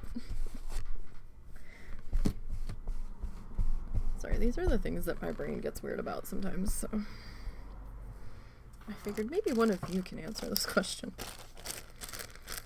Or maybe I'll have just driven you mad because now you don't know. Like, hey, yeah, why? Alright, now we need to add in our next color here. So we're gonna start, probably made up by the same person who thought up TV sizes being measured diagonally. Yeah, that's dumb. It's so fucking dumb. Like, if we can have a 10-gallon tank and a 5-gallon tank. I'm not sure if there's 15, but I think there might be 20. Why does it go to 29 and not 30? What the fuck? Make it make sense. Alright, so there's a good bit more actual white in this section. So I'm just kind of looking at this image here, trying to figure out what color I want to start with. I mean, I guess we can start with the... No, that's not the color I want. It's not the right color. Here we go. I'm gonna start with the dark color here. We just won't do that much of it. So this is the medium gray in that big twist line that we've been using.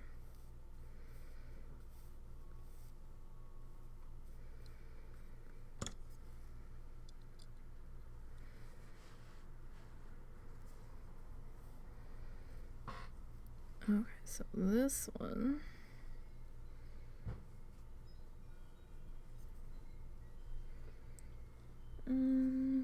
Maybe around in here ish. I'll just kind of fanning this out a little bit. We're gonna come back in with some lighter colors around it and on top of it and stuff here in just a minute.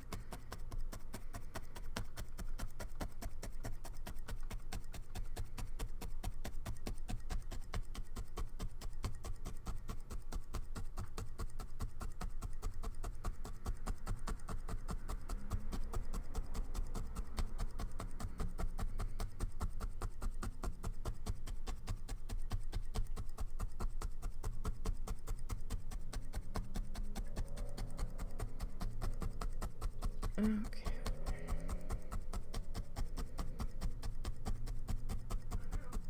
So get this all worked into here.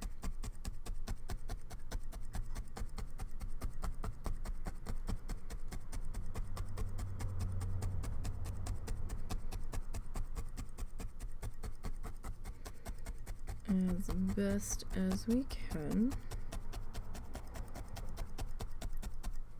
So there's a little bit of a separation here where there's a little bit of shadowing coming down, so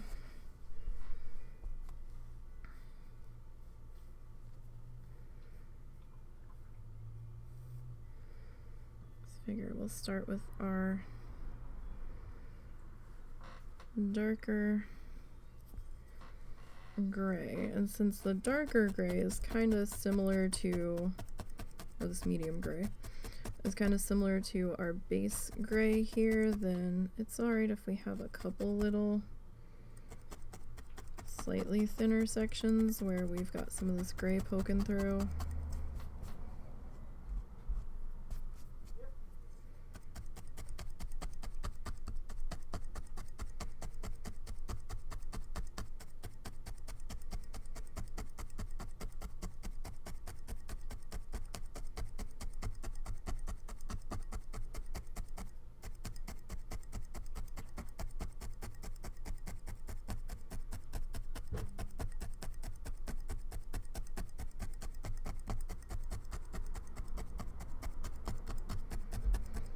Well, I hope they were gentle with the dough, because if they bang that door too hard, the dough's gonna fall.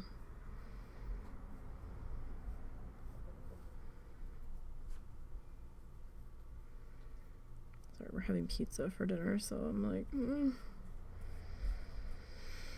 I've got the dough. I've got the bowl of dough sitting inside the microwave to try to keep it warm, because it's not drafty in there. I can't like preheat the oven and turn the oven off and let it chill out in there, because somebody will turn the oven on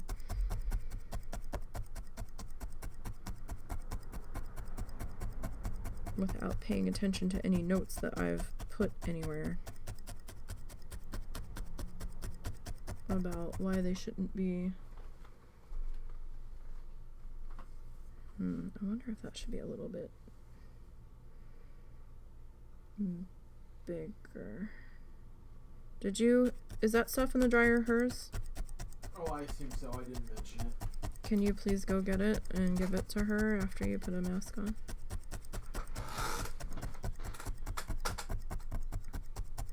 Because she'll be out in 2 seconds going to get it.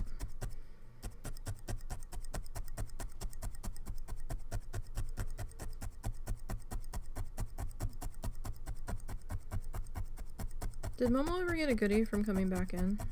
No. He's gurring about it. Or that's Cow. It's Cow. Is Cow still in his bed? Yes, they're actually curled up together. By which you mean cow, Momo is curled around cat. Do I need to move cow? I don't know. You got company? You got a buddy in your bed?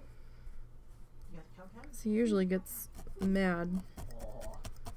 Cow. Come on, you. That's Momo's bed. Here you go, Momo. Here you go. That cat can lay anywhere he wants in this house. Come on, cow. And he keeps trying to steal Momo's bed.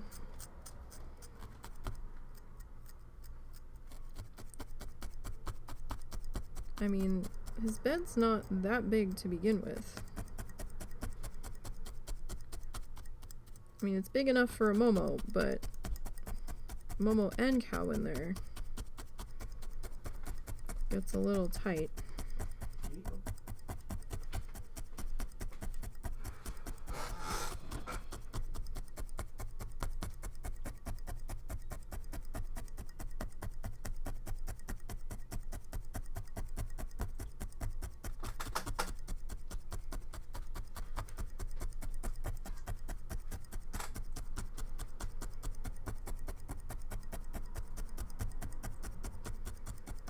Alright, so we'll get this put into here. I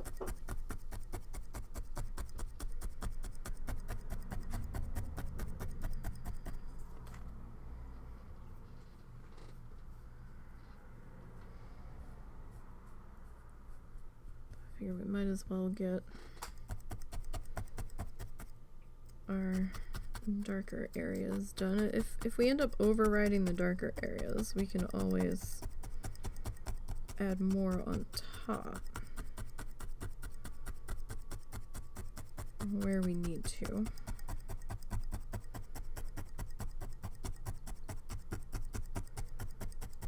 But I just kind of figured we'd work on getting this in here now. Now, since this is a little bit wispy, a little more stretched out, airy, however you want to refer to it as,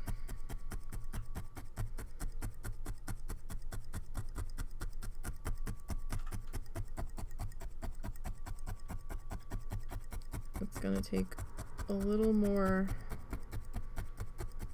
attention to make sure that it is actually attached. You don't have anybody trying to get away from you.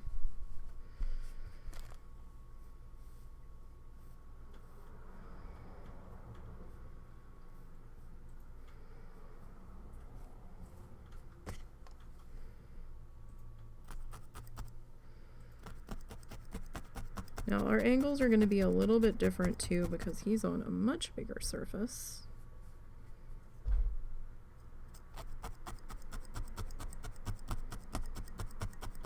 Than we are here, so he's got room to spread out, stretch out, and all that.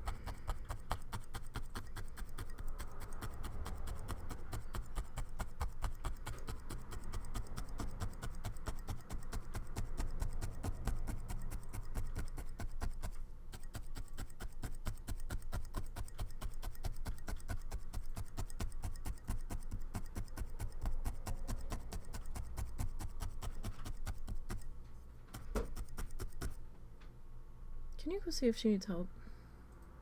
Huh? Can you go see if she needs help?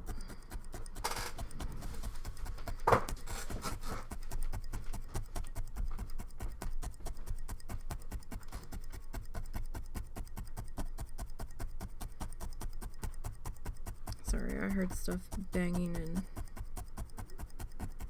thumping around and didn't know what the hell was going on.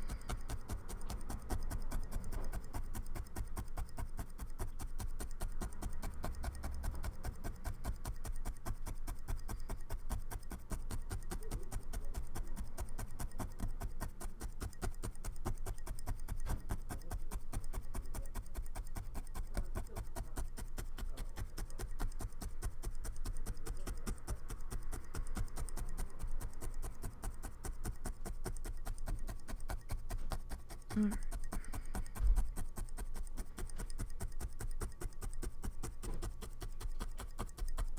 get this worked into here.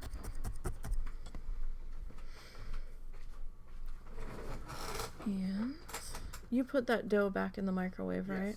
Yes.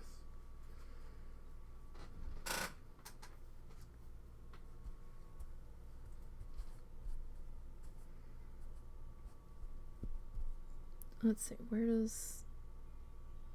Oh, okay. Okay, then this one. Okay, this actually should be extending down from here a little bit. It's kind of going in both directions here, so like it's kind of a convergence point more than anything. So it would seem. So we got this coming down through here, and we got this coming through this way. Got a whole lot happening in this corner here. All these different directions hitting up into one another here.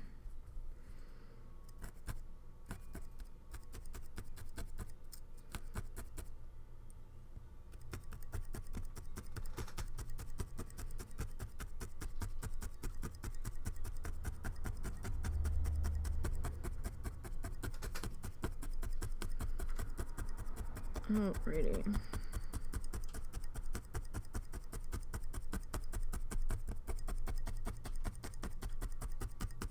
So I don't know what day this week I'm gonna be getting more time on our duo zoo. It kind of depends on what the husband's plan is with our friend Tyler. I just don't know what they're planning this week. Do you guys have D&D this week? I'm not even sure. Because I know it got canceled last week.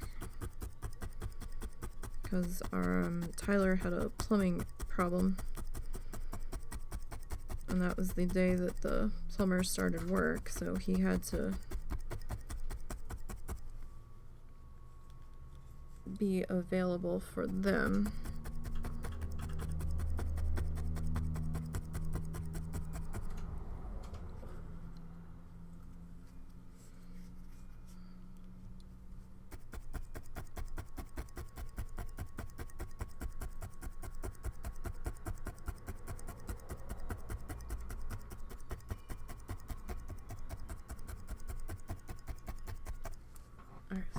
This happening here. So it might be a late night one. We'll see. We're just gonna leave it as bonus content this week, so make sure you have your notifications turned on here. And try to, if you still are using Twitter, try to follow over there. Because I do post when I go live over there, or it should be auto posting if Stream Elements is behaving when I go live here.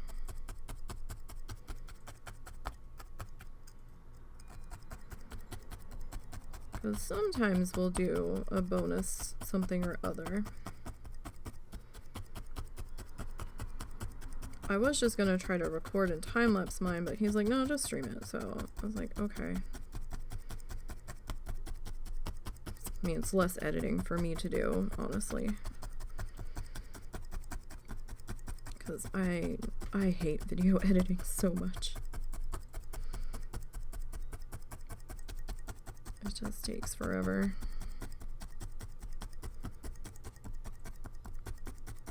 Especially if I'm cutting out stuff.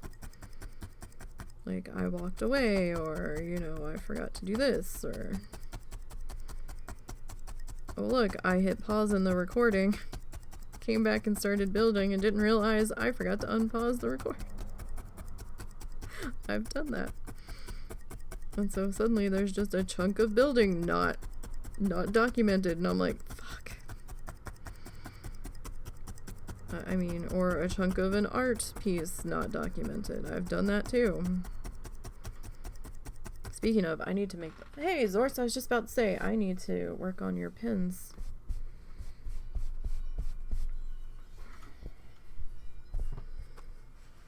See what my schedule looks like this week.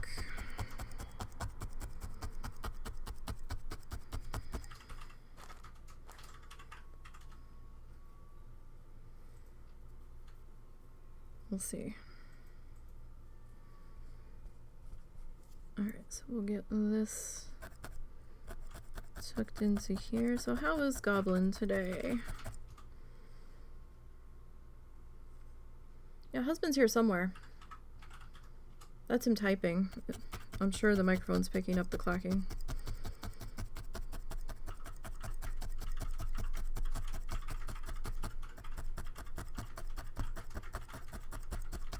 And he has Twitch Studio possibly running sometimes, so he'll have something in the top corner where I don't.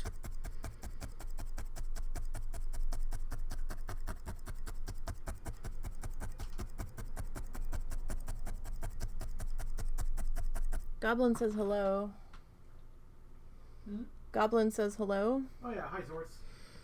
He's got his headphones on and they're like cranked, so. That and he turns husband hearing on when I'm streaming, so. Well, because he never knows if I'm talking to him. So, yeah.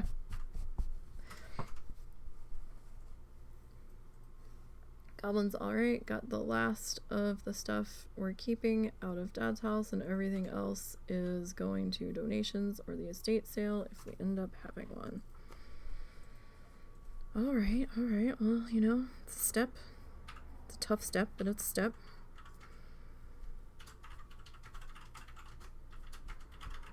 Hopefully that was a semi-helpful step in closure. I mean, it's not going to magically make everything all better, but hopefully it helped a little bit. I'm sure it was a tough day or a tough weekend.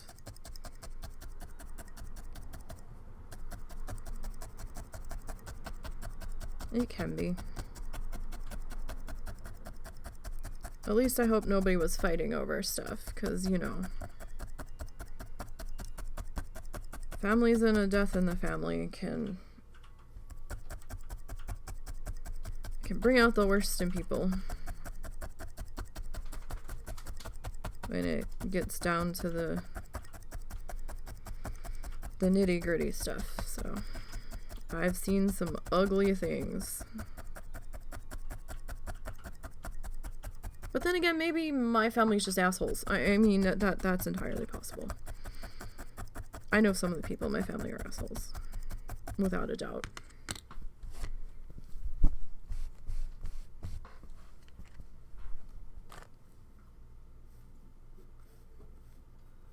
I've seen people who I thought were great get, like, fucking feral over a piece of china and stuff, and I'm like, holy shit. Like, you do understand this is an object, right? Like,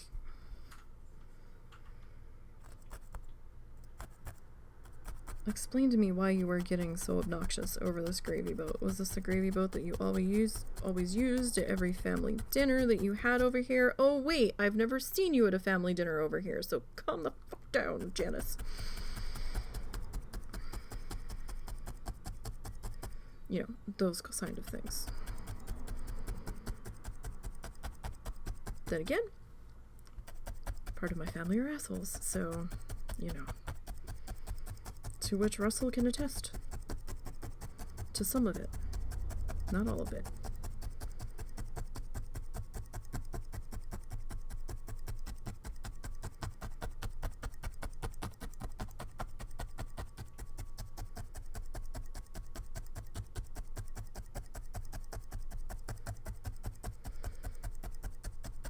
Well, hopefully things can start to quiet and heal, depending, you know, I mean, it's gonna be a slightly open wound until, well, for some time, but especially until things are finalized and all that. But hopefully it will get better. Slowly. Yeah, I need to work on your pins this week. I showed you the prototype. And if you're happy with that, there's only one little tweak I'm going to do. But if you're happy with that, then I'll run with it. And can go with that. I have to find my pin backs and see how many pins I can even make. Because I still have some pin backs laying around.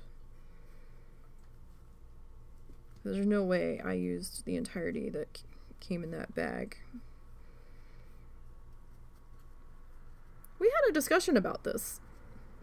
Maybe you were drunk. I don't know. we had a discussion about this. I actually remember that discussion, so she's being correct, Zort. It's back in your Discord. Like, it wasn't verbal. It was written discussion. Where I told you I'd make you pins for your stream.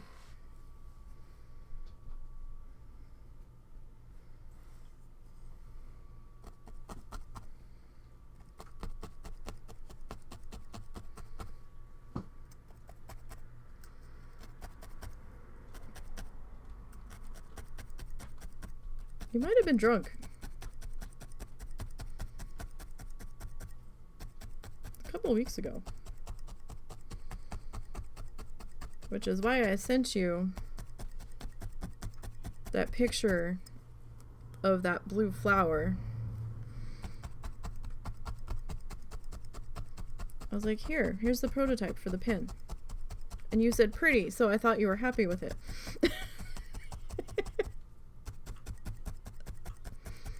For your charity stream. Or for whatever you want to do with them. But we did have this discussion.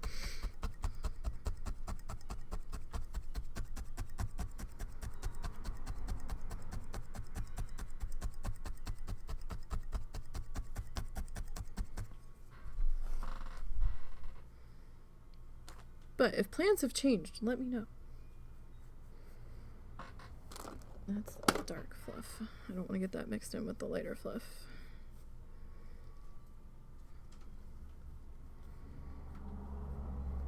It was the little forget-me-not pins for the dementia stuff.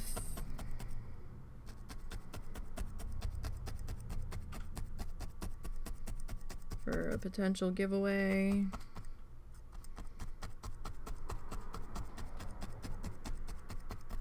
For a charity stream. Around your birthday, maybe. I mean, if you've changed your mind and you don't want them anymore, that's fine. Just let me know. But I was still gonna make them.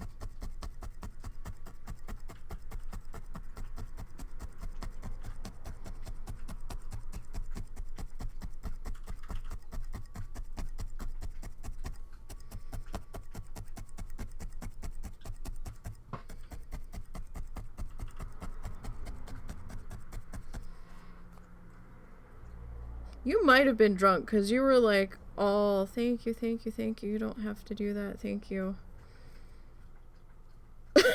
It was in private message on Discord. It might have been the night that you told me what happened. If it wasn't the very night of, it was the next morning. So you might have to go back a ways. Yeah! Yeah, you might have been drunk. I don't know. If you have no memory of this whatsoever, then you might have been completely drunk. So it's entirely possible. Like I said, if you don't want me to make them anymore, that's fine. Just let me know before I start making them. I mean, I would probably send them to you anyway and just be like, here, do whatever you want with them. But I was still gonna make them. Life went shitty and I haven't had the chance to make them yet, and I figured, oh well, you don't need them till like May. I was gonna make them and try to ship them to you next month, because we probably have a few extra dollars to mail them to you next month, because they're lightweight and they won't cost that much to ship.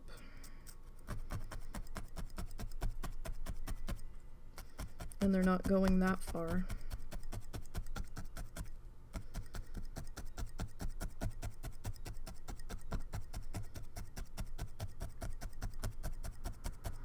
Alright, so we're just taking the soft gray, which is the lighter gray, and we're starting to layer that in now on top of the medium gray to start to bring up our snow color tones here. Because I imagine this is like a dirt path or something, so it's kind of why it's a little bit broken up here in spots with some darker shadows and stuff hanging out in here. And like I said, let me know.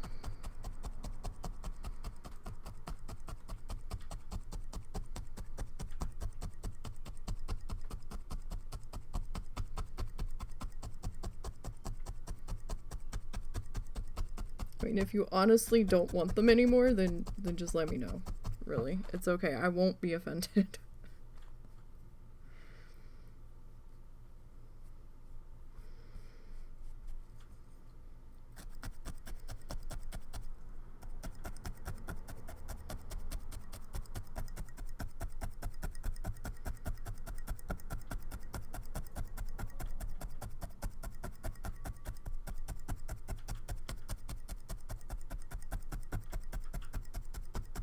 Alright.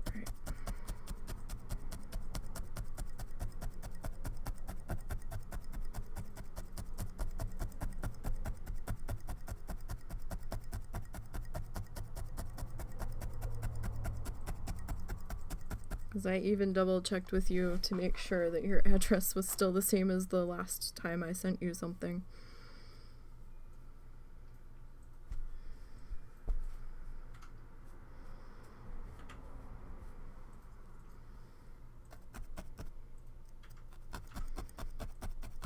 So we're gonna try to leave this patch in here so there's a slight dark break between the ridge coming down and then the section going this way, because he does have a little bit of the black, the liquid black just kind of chilling in here.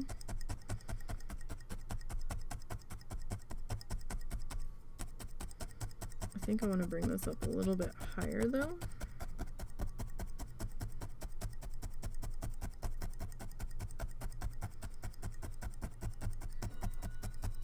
I mean, they are a super simple design. They're not that involved. So, I think one took me maybe an hour start to finish, maybe a half an hour.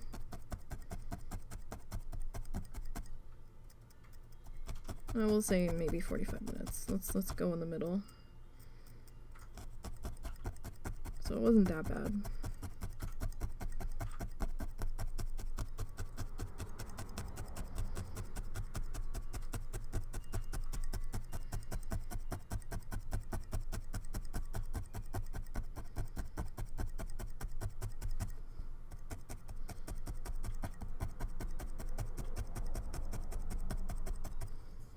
Okay. Like, I wanted this a little bit further up, but I don't want to lose our bit of separation here either. Like, that's a little better. Remember, this is our soft gray, so it's not as bright as our white like we have in the trees. We're gonna bring the white in here in just a minute and get some of those brighter tones pulled in. Alright, pull that up. Alright, just gonna resituate the back here, make sure we're all... Look at all that blue in that mat. Oh, goodness. Okay. It's not that bad. It could be worse. Oh, that was a piece of cat hair. It's probably cow, because he does like to investigate, and he's been just into everything today. Past 2 days, he's just been everywhere we didn't want him to be. He knocked over either the bucket of sand or the bucket of... It was the bucket full of coconut fiber I was trying to get out of the crab tank. Oh. And he didn't technically knock it over. I was in the middle of yelling at him for trying to get to it to knock it over. And then you knocked it over? Oh, it fell over on its own? I thought you hit it. Not actually his fault. Okay. Because he likes to do things where he's constantly underfoot. Alright, so let's see. We'll get this kind of worked into here. So, I mean, it doesn't look that much lighter than the medium gray when it's stretched out. But when it starts to get pulled in and compressed on itself, you can see a little bit of a difference there.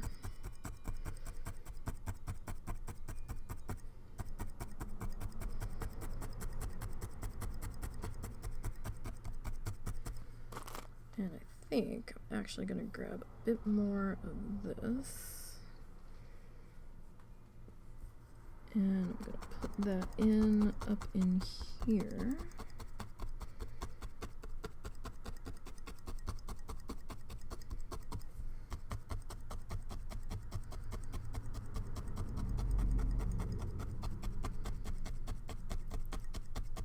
And don't forget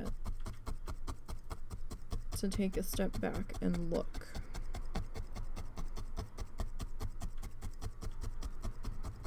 Like, come up for air for a minute and look at what you've got going on here. Kind of get a feel for where angles are and stuff.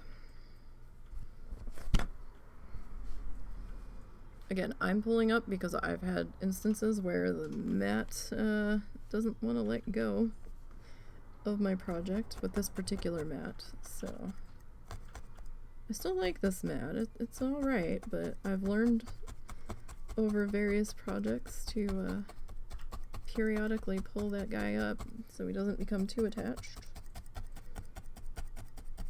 Now this section that I'm putting stuff in right here, a lot of this might vanish into the background.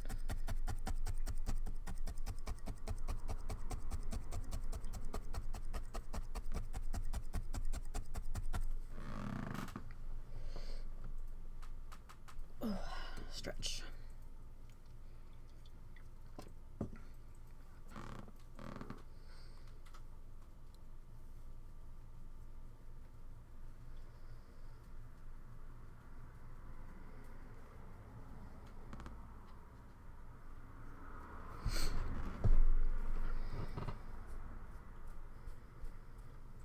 Alright, so let's figure this out here.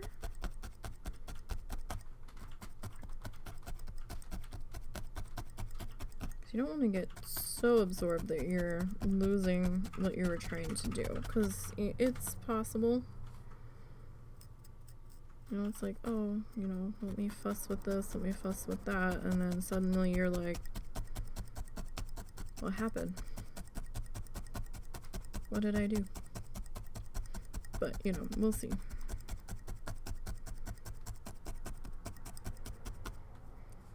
I'm just trying to keep those breaks in there a little bit where we can, I mean. There's gonna be spots where we're gonna lose those breaks in dark areas, but I don't want to lose all of it. And I think so far we're doing okay.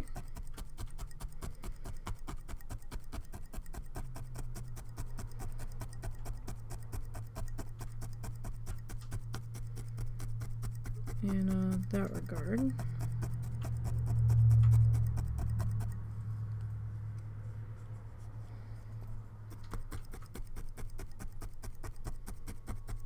Alright, so we'll grab a little bit more of this.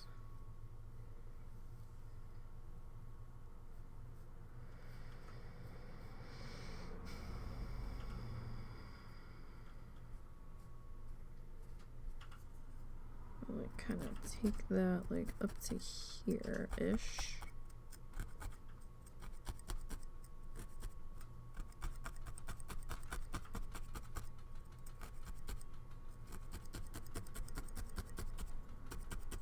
And then we'll work on this section in here.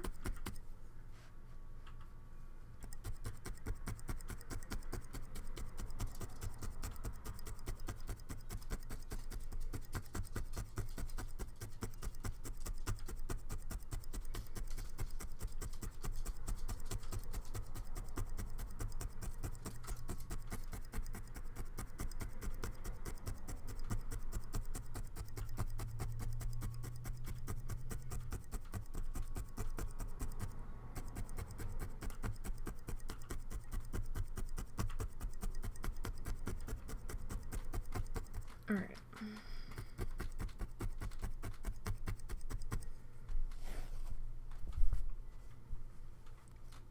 So I'll move over to this part.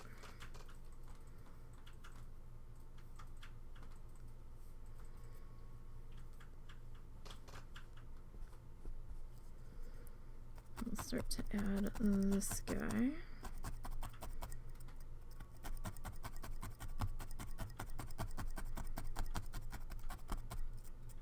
So I didn't just do the entire thing in our base liquid black substitute color. I mean, I could have, but I also just decided to do it this way just for a little bit different, so we weren't doing nothing but solid background work for like 3 weeks.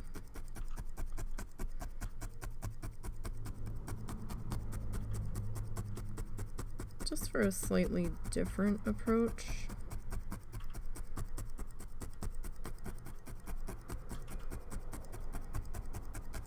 Just to kind of see how it would go. It's been going okay so far, I think.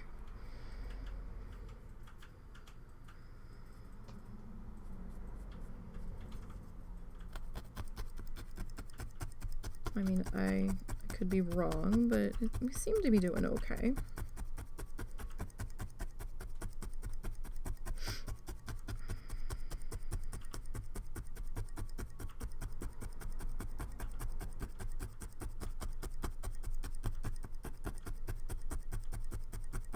Alright, a little bit more of this guy. You can always tell, or I can always tell, when I come back in and pull the fluff out of the bags, what sections probably came directly, or what bits of fluff probably came directly off of the brush, and what ones were part of the strands that were in my hand that I was holding while I was doing the fluffing. So like these, oh, I actually didn't fluff those enough. Those could be, I mean, you can still kind of see some of the stranding in there. That should have been brushed a little bit more. I mean, it's alright. I can kind of pull them apart. But yeah, like this was brush fluff and this was the actual strand fluff. You can kind of tell. It all fluffs the same in the end. It's not that big of a deal. I just find it funny. that, like, oh yeah, hey, it kind of retains its shape a little bit.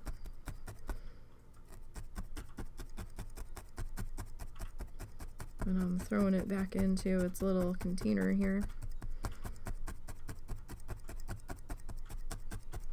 And I'm just storing the fluff that I have pre-fluffed in just Ziploc sandwich bags because that's what we had an excess of at the time. So I was like, well, if these are just gonna sit here, I might as well use them. And then I can keep the colors out and visible so that way I can see the colors that I have. And know, okay, these are all of my options. And just kind of take it from there. But, you know, we'll see.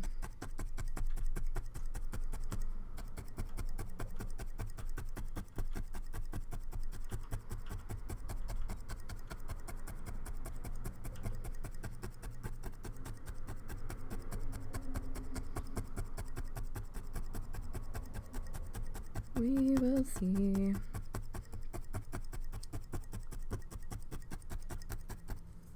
Alrighty.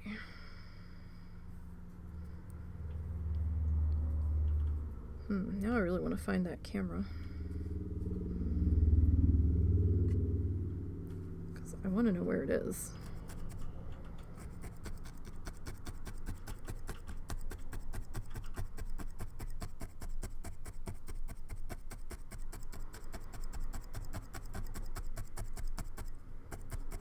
Because I do have an extender that I think is missing. Potentially. Or it might be on this camera. We might have swapped them. But I feel like we have a USB extender cable that might be missing, and it might be with that camera. Potentially.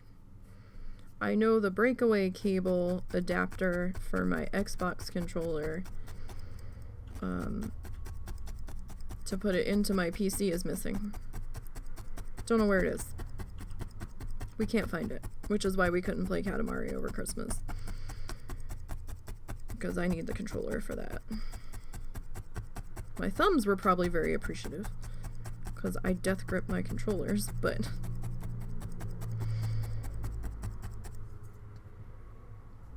I also need the smaller controllers. I almost need like little kid controllers. I don't like the big controllers. They're too heavy. I don't like to hold them. The weight on them is fucking obnoxious. I mean, I'm like, how can people game with these? Their arms are gonna get so friggin' fatigued.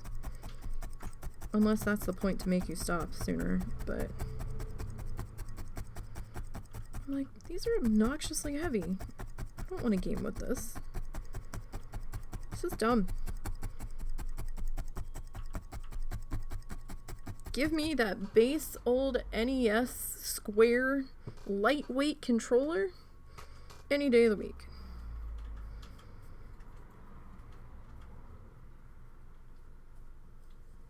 We had one that had rounded corners for an NES emulator that we had that was rechargeable. I don't know what happened to that.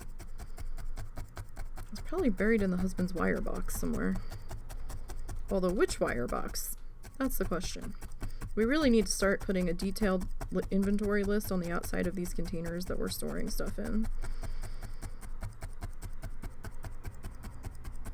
Because we use these, the old, the empty kitty litter containers, because we buy the kitty litter in like the 40-pound buckets. And these buckets are a solid plastic color, so you can't see through them. Alright, we're gonna have to clean up the edge. It's starting to get bowed out a little bit more. That's alright though. Not a huge problem. And probably won't even be that noticeable once we trim off the edging, but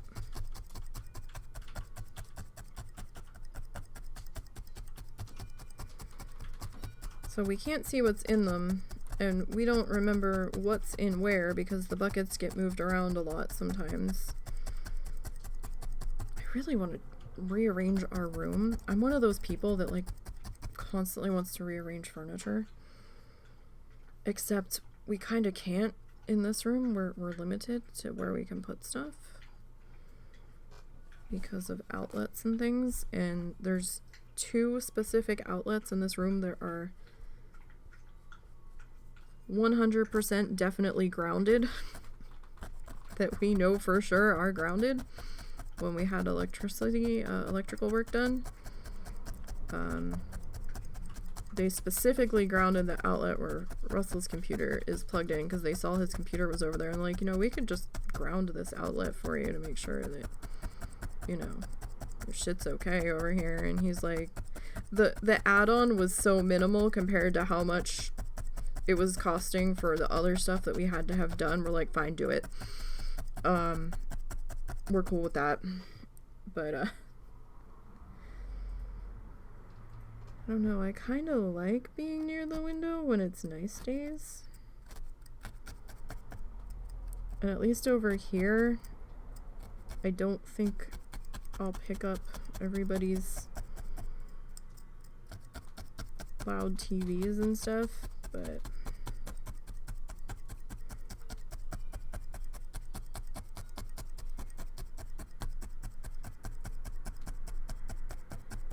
and we kind of need to keep the crab tank near his PC.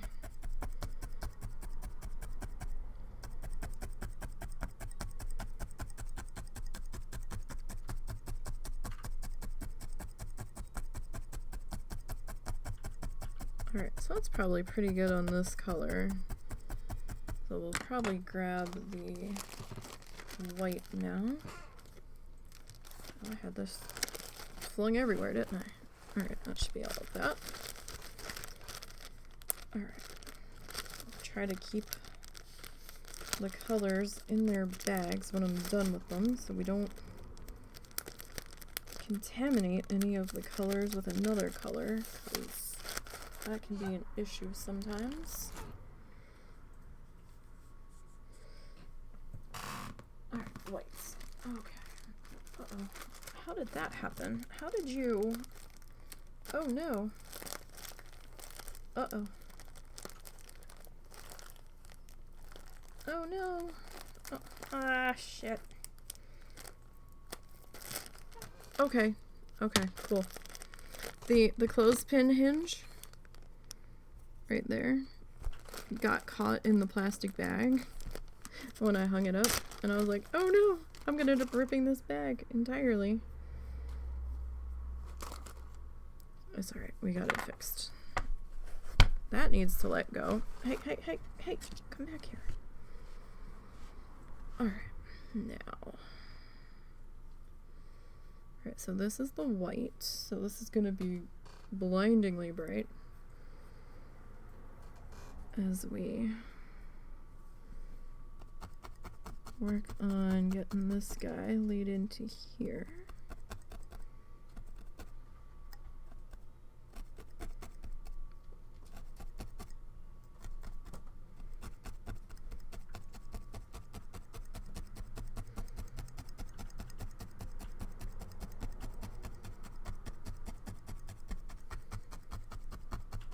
Alright, so what's everybody up to tonight? What you guys doing for dinner? Do you want a homemade pizza at some point this evening?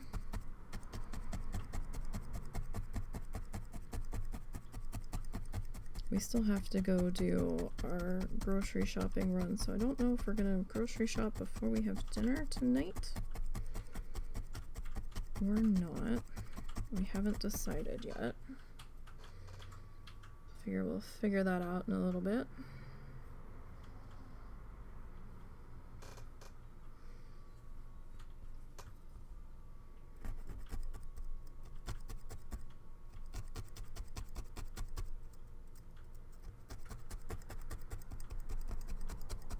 So were they disappointed about that coin collection?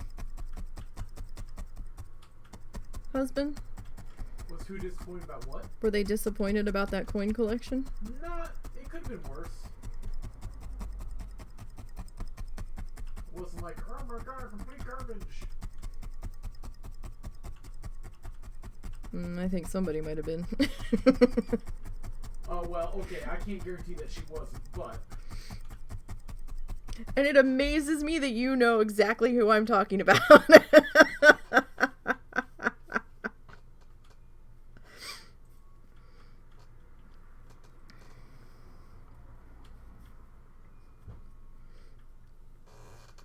Alright, so I want to go a little bit heavier in here. Did you need to help them with their dinner tonight, or? Not as far as I'm aware. Okay. So the only thing that you were doing for them was the coleslaw tonight? Sorry, what was that? The only thing you're doing for them is the coleslaw tonight? Yes. They weren't expecting that with dinner, were they? I have no idea. Well, they're sorely disappointed because it ain't ready. Yeah. Like, my dad'll say he's getting low on insulin and then doesn't say anything the next day if we weren't able to get it because the pharmacy didn't have it, that hey, I still need this insulin, I'm gonna be out like tomorrow or something, to implore to Russell that he needs to go hunting for it. Because their definition of getting low and our definition of getting low are two completely different things. Speaking of which, you need to call in your medication. Sure.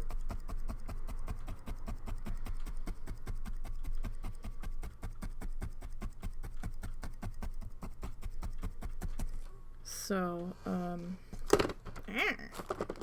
look, trash can. Stop it.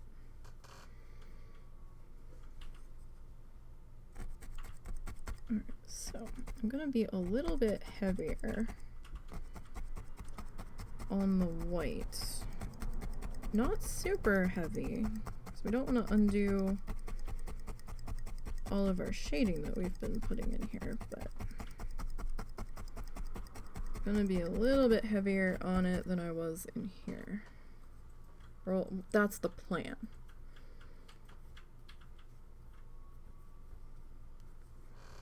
So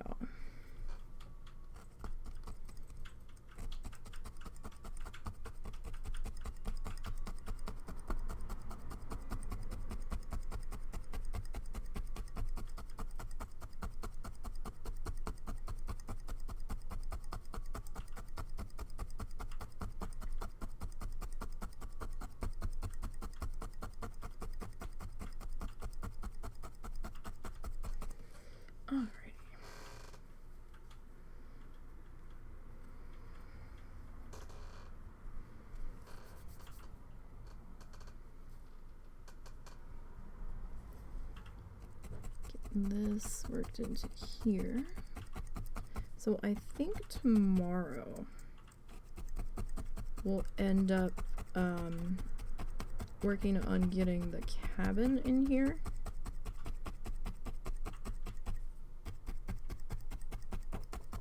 Is what I think is gonna end up happening.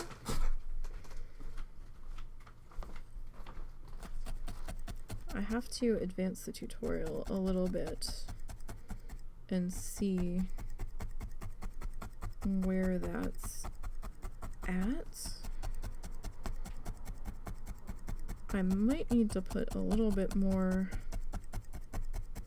of our liquid black navy blue substitute color down first. Kind of have to see how it's sitting and where we're gonna put it. Yeah, your mom was looking for the coleslaw. They were accepting of it. Can they have it?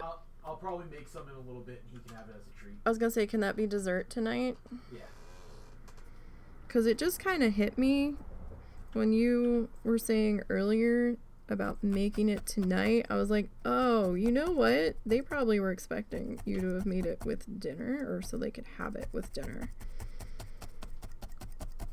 So that was a communication failure right there.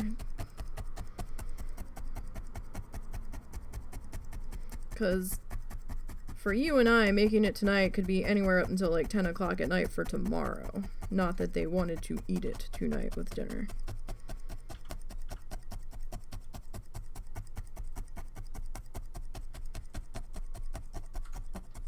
Oops-a-doodles. This is why Russell and I are anal about communication sometimes. It's like, it's cool if plans change. It's cool if you were expecting something at a certain time, that's fine. But sometimes you need to completely spell it out for us. So that way everybody's good, everybody's on the same page, and everybody understands each other. Like, I don't care if you're trying to explain your expectations to me like I'm a kindergartner. As long as it gets the point across about what you're expecting, that's cool. That's fine. Awesome. That way we're both on the same page and we both understand, you know, plans can change. That's fine too. We're not going to be mad. We just need to know. That's all. We just want to know. That way we're good. And nobody can get upset with each other because everybody knows what's gonna happen. That's fine.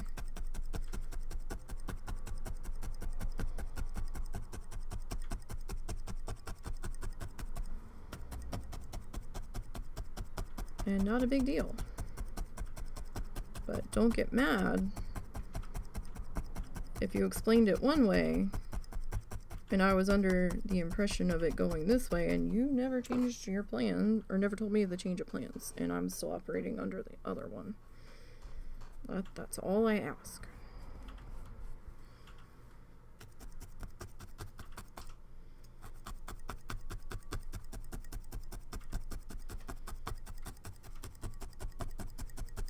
Alright.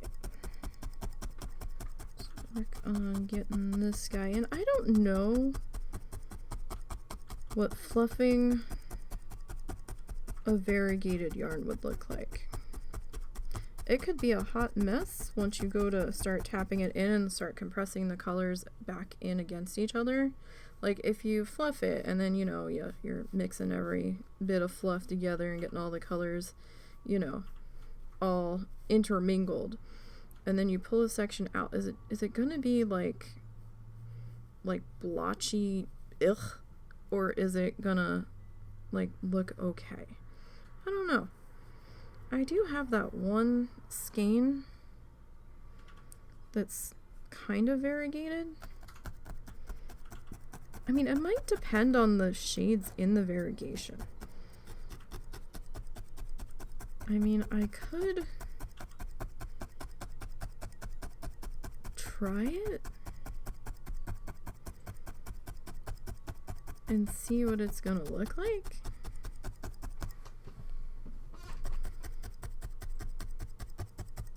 That is possible.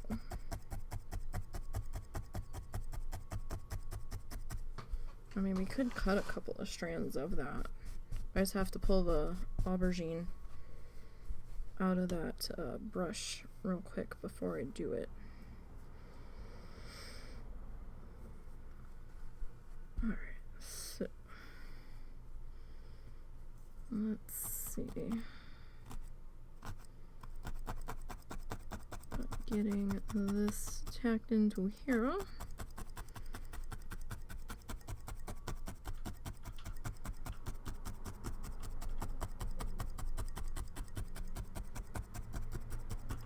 So it's probably a little bit thicker than I was originally planning on that one being, but that's alright.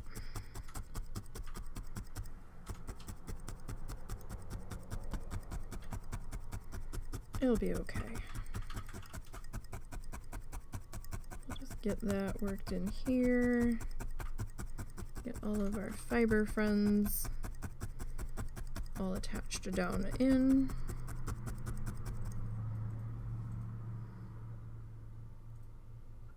I think that was either a piece of glitter or a flake from our craft foam. Don't know where that came from.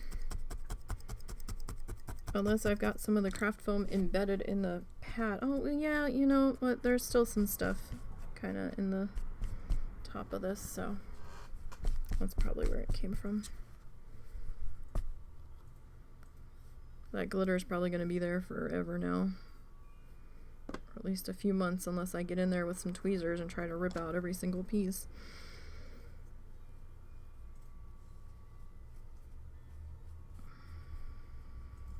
Which isn't quite beyond me. It just depends on how bad it pisses me off. And if I remember to go back and do it when I have time. Although that could be one of those things that you fucking make time for, depending on how much it pisses you off. You know, one of those deals.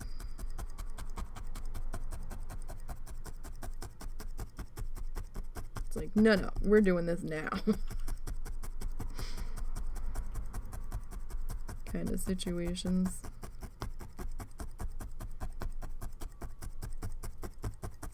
Alright, so we still have a bit of that dark spot in there. Let's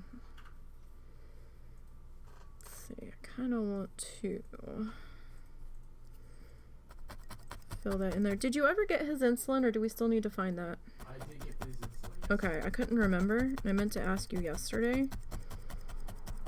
Yesterday was kind of a blur.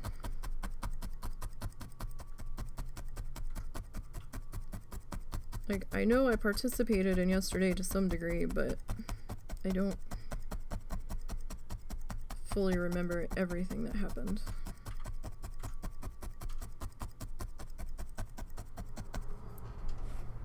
Alright. Because I was distracted. Okay, so let's work on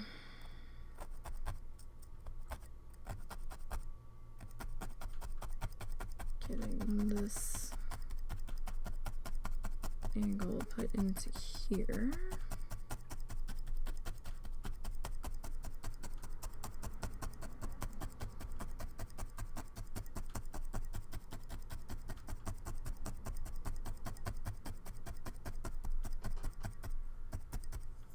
Alright. So I know it's not gonna look exactly like Bob's. This is definitely one that we are taking or approaching wholeheartedly with artistic interpretation. Just because of how we're doing this.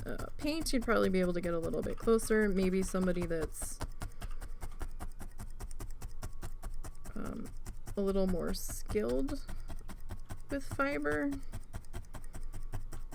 and would have a different approach with this and could get it a little bit closer.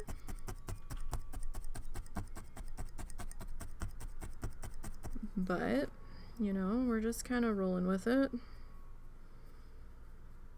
And just being like, okay, well, this is how we're seeing it, and this is how we're approaching it. And we're just gonna kind of hope for the best at this point, so. Oh, this has definitely been a nerve-wracking one, to say the least.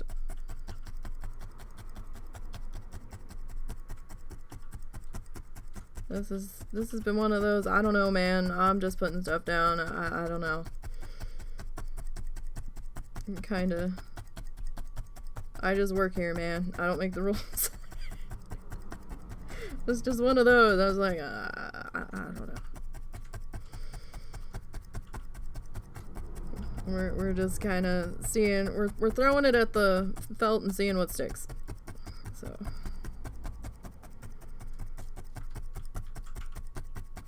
Just trying to figure it out as we get going here.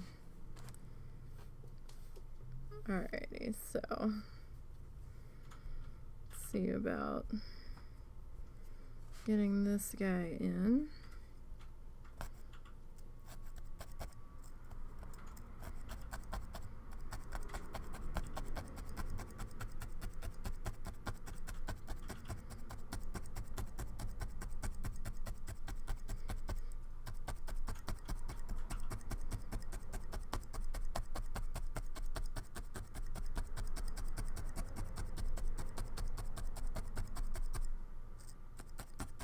So, if the husband doesn't end up setting up his own channel, we could always change or tweak the theming on this one to incorporate some of his stuff too.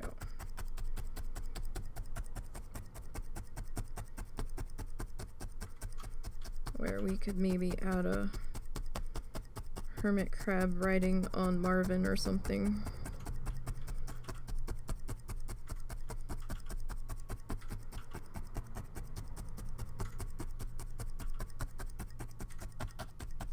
If need be.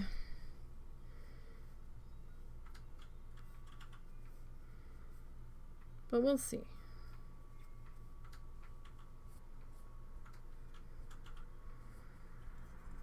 Alright, so get some more of our brighter snow put into place here. Oh, there goes my eyelid again.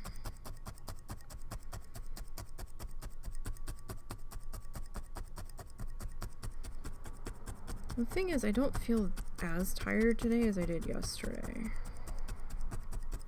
And I've not even had one full caffeinated drink today.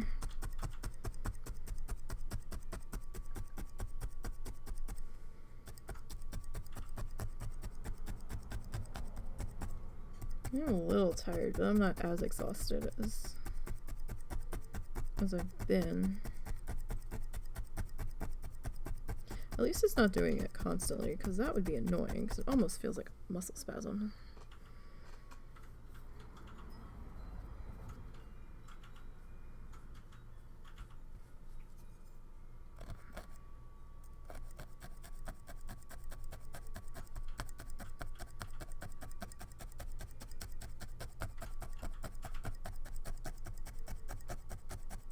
Alright. Let's get this worked into here. And I think I want to bring this brighter light up a little bit higher. Right, so, because we kind of didn't get it right on the edge there. And it looks funny for that hard line to be coming in not right on the edge. So, sorry, we'll take care of that. Ah, wonky edges.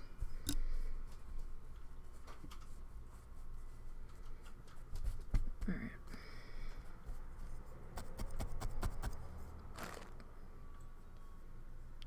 Anything drives me crazy, it's the wonky edges that sometimes happen. But at least I'm not right on the edge and we have a better shot at cleaning that up when we are done with the skizzers. Alright. Grab our last little wispy guys here.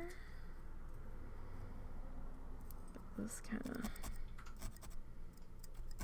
worked in down in here.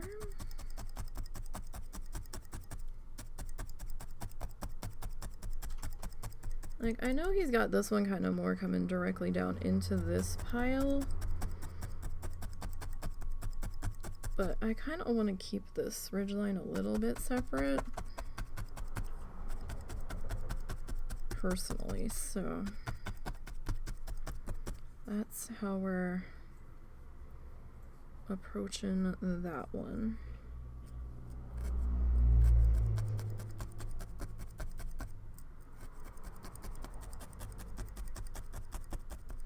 Now there's going to be more of this liquid black substitute that we used, this navy, or dark denim to be more precise.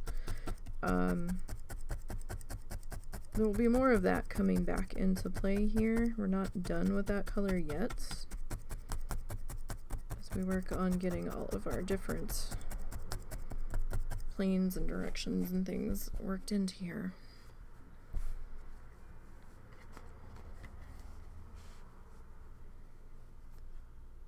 Alright, so I think I want a little bit more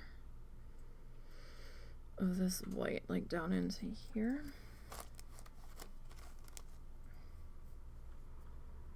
Not a whole lot, but a little bit.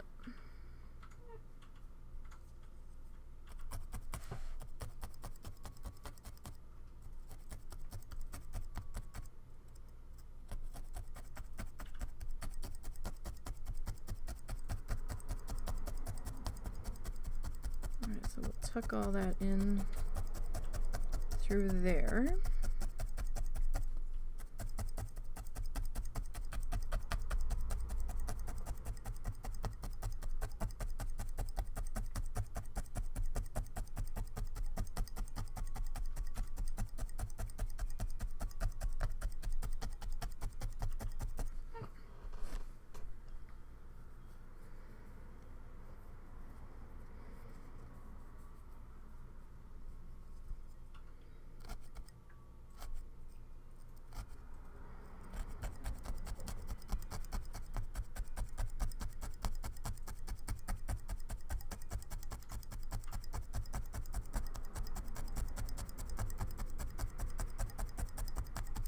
Alrighty.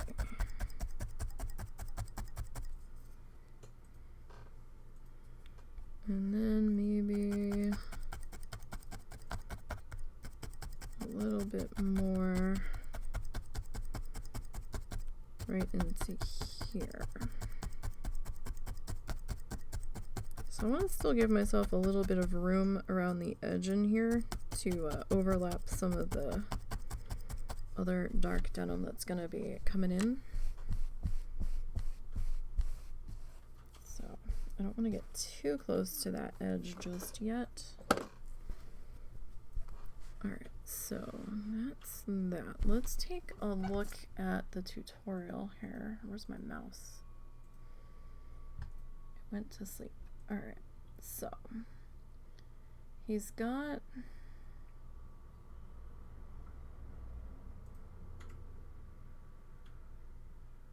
okay, he added in that other tree, so we still actually need to add that in. So we can add in that tree tomorrow. I'm probably not going to put branches on it though, because those, if I do the branches, it's going to be in the taupe. I can't do it in the black. It looks funny.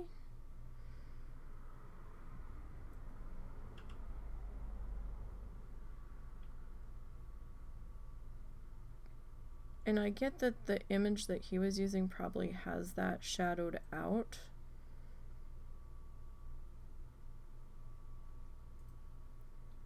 Because, you know, we don't know how he's interpreting his reference image because we never see the reference image.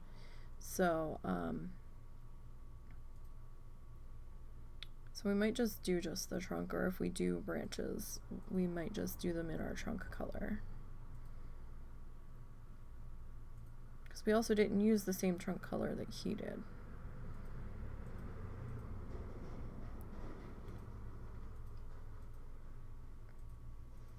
Okay, so he took Van Dyke Brown. Okay, and then started laying in the cabin. Alright, I'm gonna pause this and I'm gonna just hop forward here. Okay, so there's the cabin roof. The side that we can see.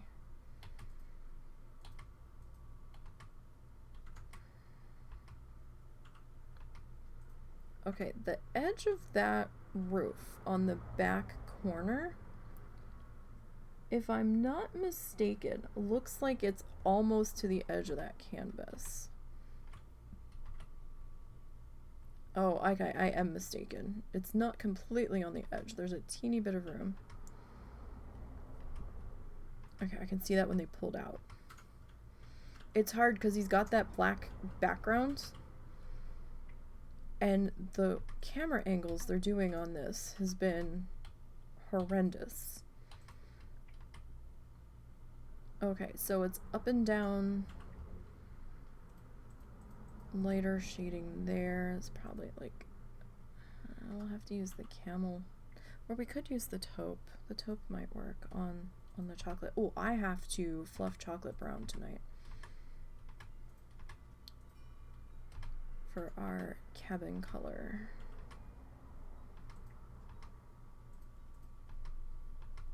Okay, and then he does the second mini roof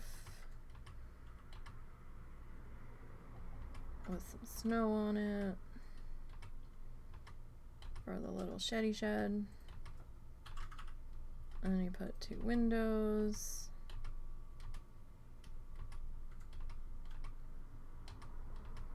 Okay, and then he starts coming back down in here. Alright. So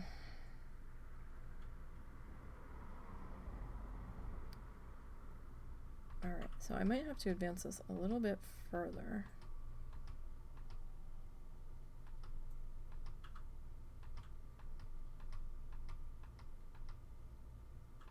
Because he adds another tree back here. And I want to see where he's putting it, to be perfectly honest. Okay, so he added a second little tree. Kind of coming off of here, like he did with the first one. But they're kind of the same color. But it's a slightly different type of tree. Oh, he added 2. Oh. He did those in his normal, like, Z tree pattern. Where's this other tree? Okay, so it kinda touches it, kinda doesn't. Alright, can we get... Alright, he adds a little bit of light there. This is kind of sitting in front of that. Alright, I'm trying to figure out where the base of our house is gonna sit here. So, what was that? I think it was kids up front. Or was little because she was standing right next to me. Jesus Christ.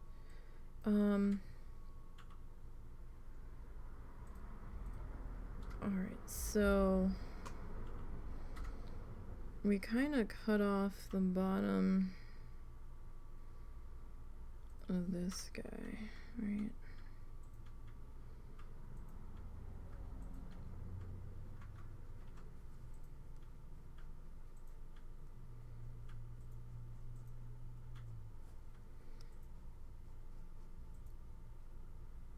Yeah.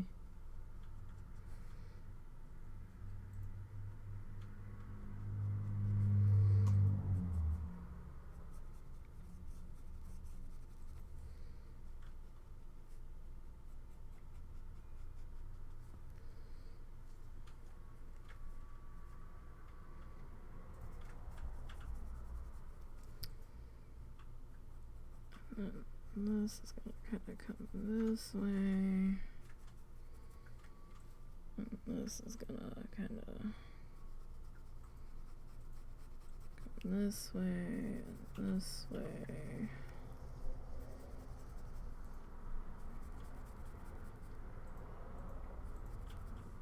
There's that second little roofy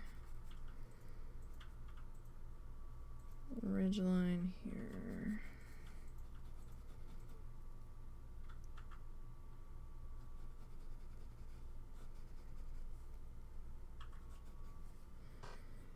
Okay, so from like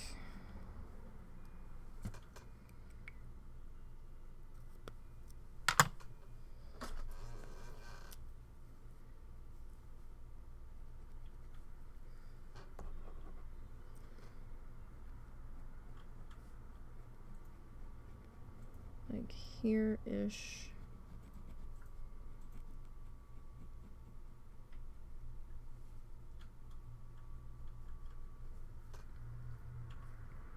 Down. is gonna be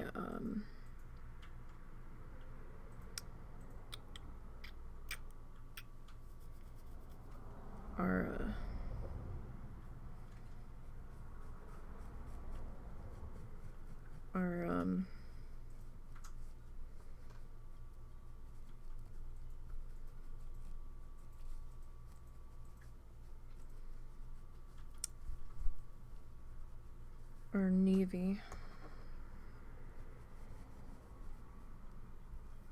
color here.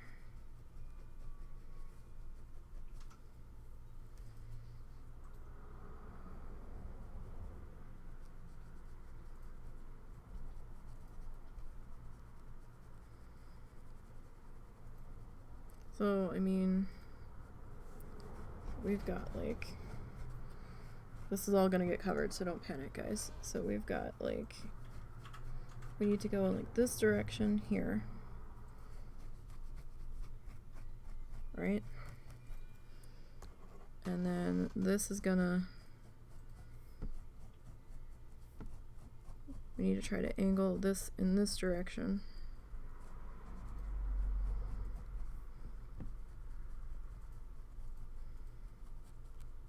Right, because there's some sort of semblance of a path in here.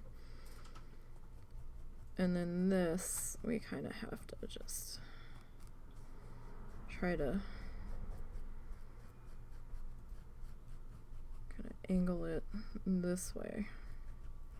Right, so we're going to be playing a lot of angles. Level 30 on the Bloodthirsty Warlock. Now to decide where to go. What are you on that one? Are you Horde or Alliance? I get ink all over me. So let me see the brush here. Your Alliance, level 30.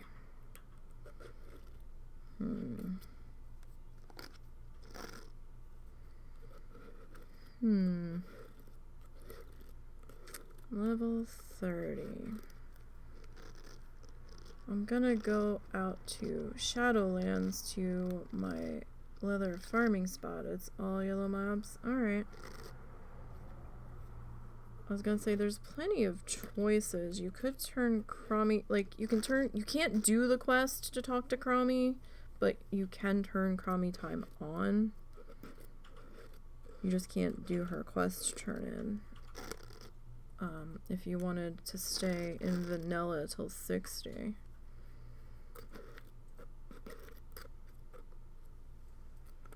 That is an option. Sorry, I'm just cleaning up this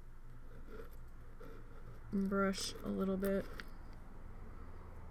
Trying to get as much of the aubergine out of there as I can before we do this experiment here. Real super quick. Alright, got that tucked in there. Let me hang you up so I don't lose you. Because it's a hot mess around here. Don't you fall now, sir. Oh, what are you attached to? Stop it. Mess in here. This is a very old skein of yarn that I've had floating around. It's sort of, what is this? It's called Sunset. It was from Karen Simply Soft. This color might be discontinued at this point. So it's kind of variegated with like really dark reds, a little bit of like a fuchsia and like some brown tones. We're gonna take a look at this real super quick because I'm curious as to what this would look like. Just want to make sure I get a couple of strands in here to get a better idea of what kind of hot mess we're gonna end up with here. Okay, I forgot. I need to take these off to do this. So let's take a peek here. Take a peeky poo.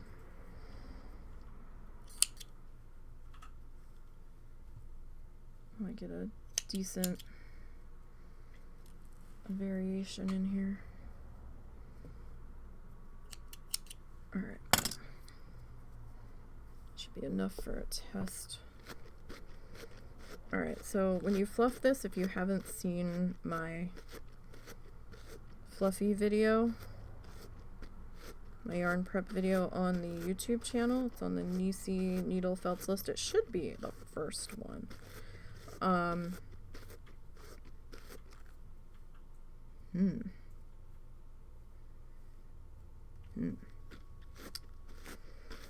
Start at the bottom and work your way up. Sorry, fluff attacking me. And kind of like you're trying to work out a tangle in hair or something. Start at the bottom and then work your way deeper in, because if you don't start at the tip, you're gonna be in for a world of problems, of snags and all kinds of things.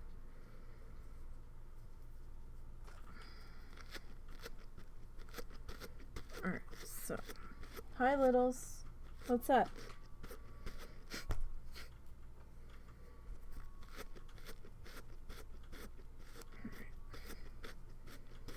Get this. So this is it might just look like a stripy hot mess, to be perfectly honest.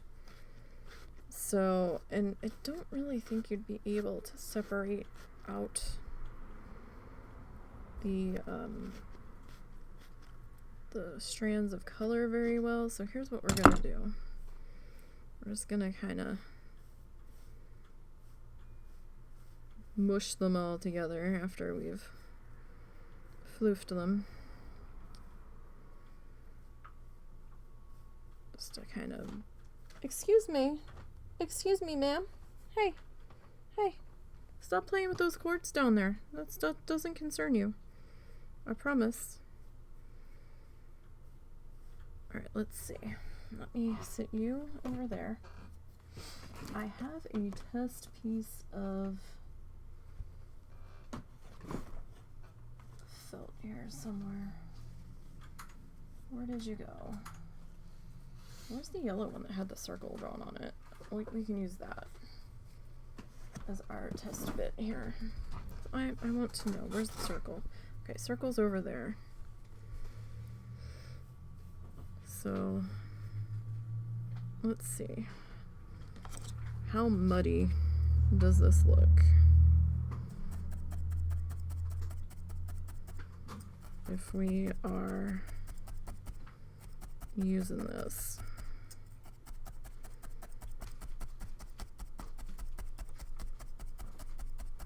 Like, there might not really be much point into using the variegated.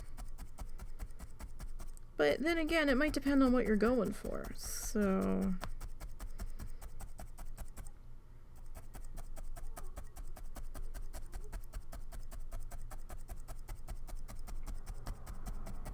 let's see.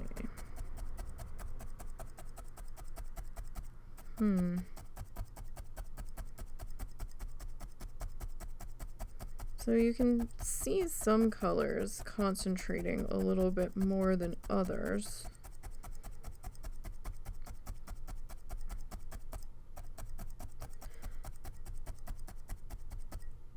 I could see where maybe using certain variegated shades, depending on the shade, might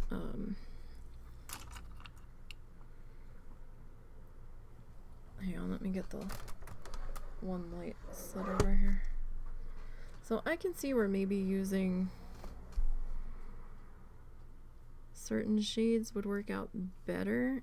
This is kind of like a dark fuchsia burgundy, so it's a little hard to see the different tones in there. Let me grab my flashlight because I can see it better. Ow. Oh, those are kind of pinchy. I don't know if I like those. They're like pushing my ears in something horrible. So So because this color is so dark and the way the light's hitting it. Okay. So I just cannot get a good read on this color. Maybe because it's on yellow.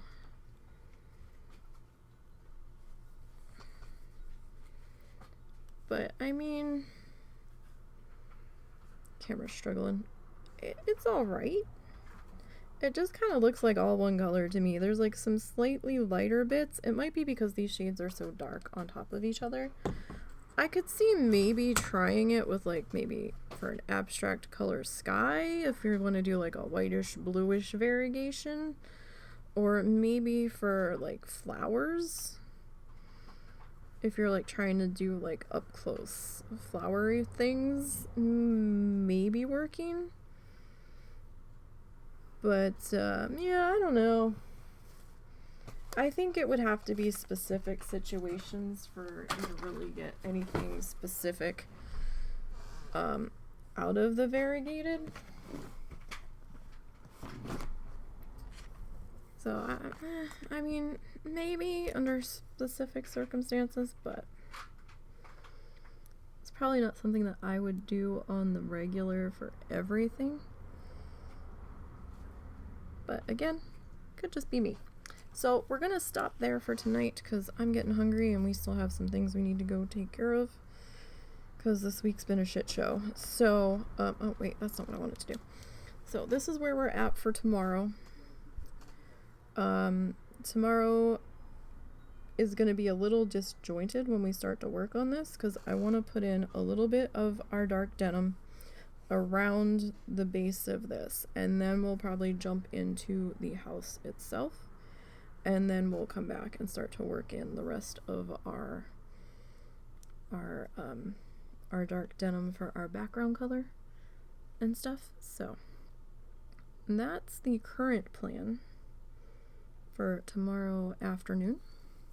So I hope to see you guys there, those of you that can make it. If you can't make it, we do archive all of the live streams on the YouTube channel. YouTube channel is the same name as here.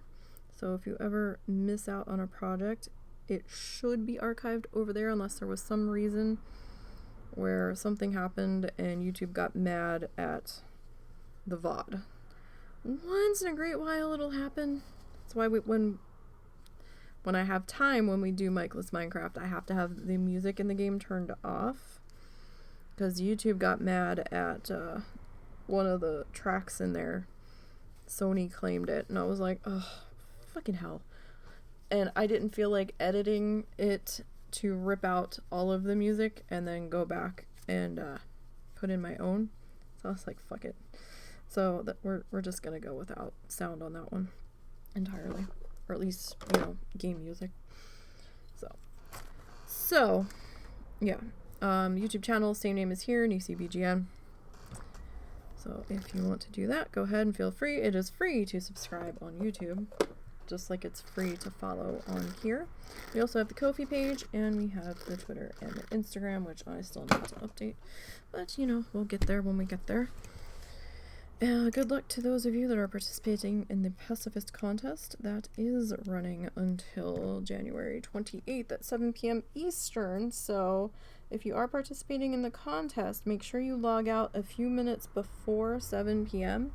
and update your character on the website to make sure that it is showing as the correct level by the time the end of the contest report runs, just to make sure that everything is good and correct. So I hope to see you all tomorrow afternoon, and until then, have a good start to your week and enjoy the end of your weekend, everybody.